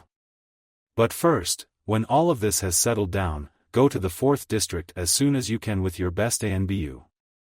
There's a small clearing with a hidden passage to an underground tunnel. It'll lead you to a secret lab under the Hokage monument. You won't like what you find there. Do not let him escape. He cannot escape. Save Captain Yamato." Naruto waited for his father's response, and when Minato finally nodded he averted his gaze and looked into his mother's watery eyes. For her sake, he smiled, and dying hurt just a little less. "Mom, tell Naruto not to be afraid of that stupid old fox. He can be nice when he works at it. Naruto has the power to help Kurama turn away from hatred. Everybody is yearning for peace, even the tailed beasts. Help him and the other Jinchuriki. Teach him my Nindo, Uzumaki. Naruto never goes back on his word. He might be clumsy, irritating, loud and stupid, but he'll be the one who can unite everybody. And please don't stop him from wearing orange. It's the best thing since ramen." He chuckled at himself until he started wheezing, and as he struggled for breath his hazy blue eyes flickered back to Minato, "And Dad, teach him the Kage Bunshin. That jutsu was made for me. And I got a personal request for you, too." Minato nodded, not sure of his own voice anymore, and Naruto continued. "Speak with the Kazekage. His third child, Gaara, is the Jinchuriki of the one-tailed beast. The seal is weak. Fix it. For me, please. He'll be good friends with Naruto." Minato nodded once more. His voice was weak and sour. "I promise." "Good." A satisfied smile appeared on Naruto's face before he closed his eyes. "I'm tired." "Naruto," Minato exhaled as his son's eyelids slowly fluttered open. He gulped down the lump in his throat. "Happy birthday, son." A small smile spread across Naruto's face as his eyes slowly closed, and he whispered in a voice so weak Minato strained to hear it, "Thanks, Dad." He let out another small breath, but his chest didn't expand again. Minato's eyes widened in alarm, fingers desperately searching for a pulse on his neck, chakra in his coils, but he didn't find either. He glanced up at his wife who held the small baby close to her chest, silent tears streaming down her face. "He's gone," Minato murmured. He really was Naruto, Kushina sobbed softly. Minato slowly shook his head and rose. We'll never really know. But he saved us. He saved you, saved Naruto, saved Konoha. We owe him. Minato glanced down at the already cooling body, and a frown appeared on his face. The edge of a small scroll peeked out of its pocket. He crouched back down and grabbed it, running a finger over the fine vellum before tugging at the end of it and rolling it open. With a flicker of his chakra, he unlocked the seal to reveal several items with a small poof of white smoke.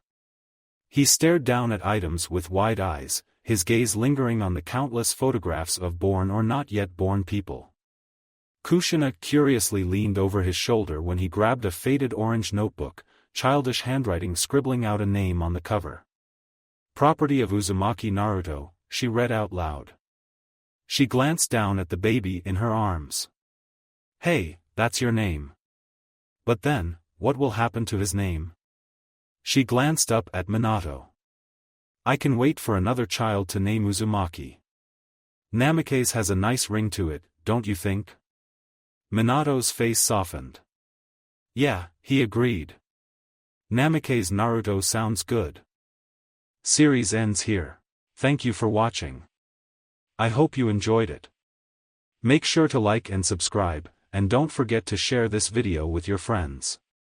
Guys, make sure to help the author by visiting the link in the description. This is Fox Sage, and I'm signing off.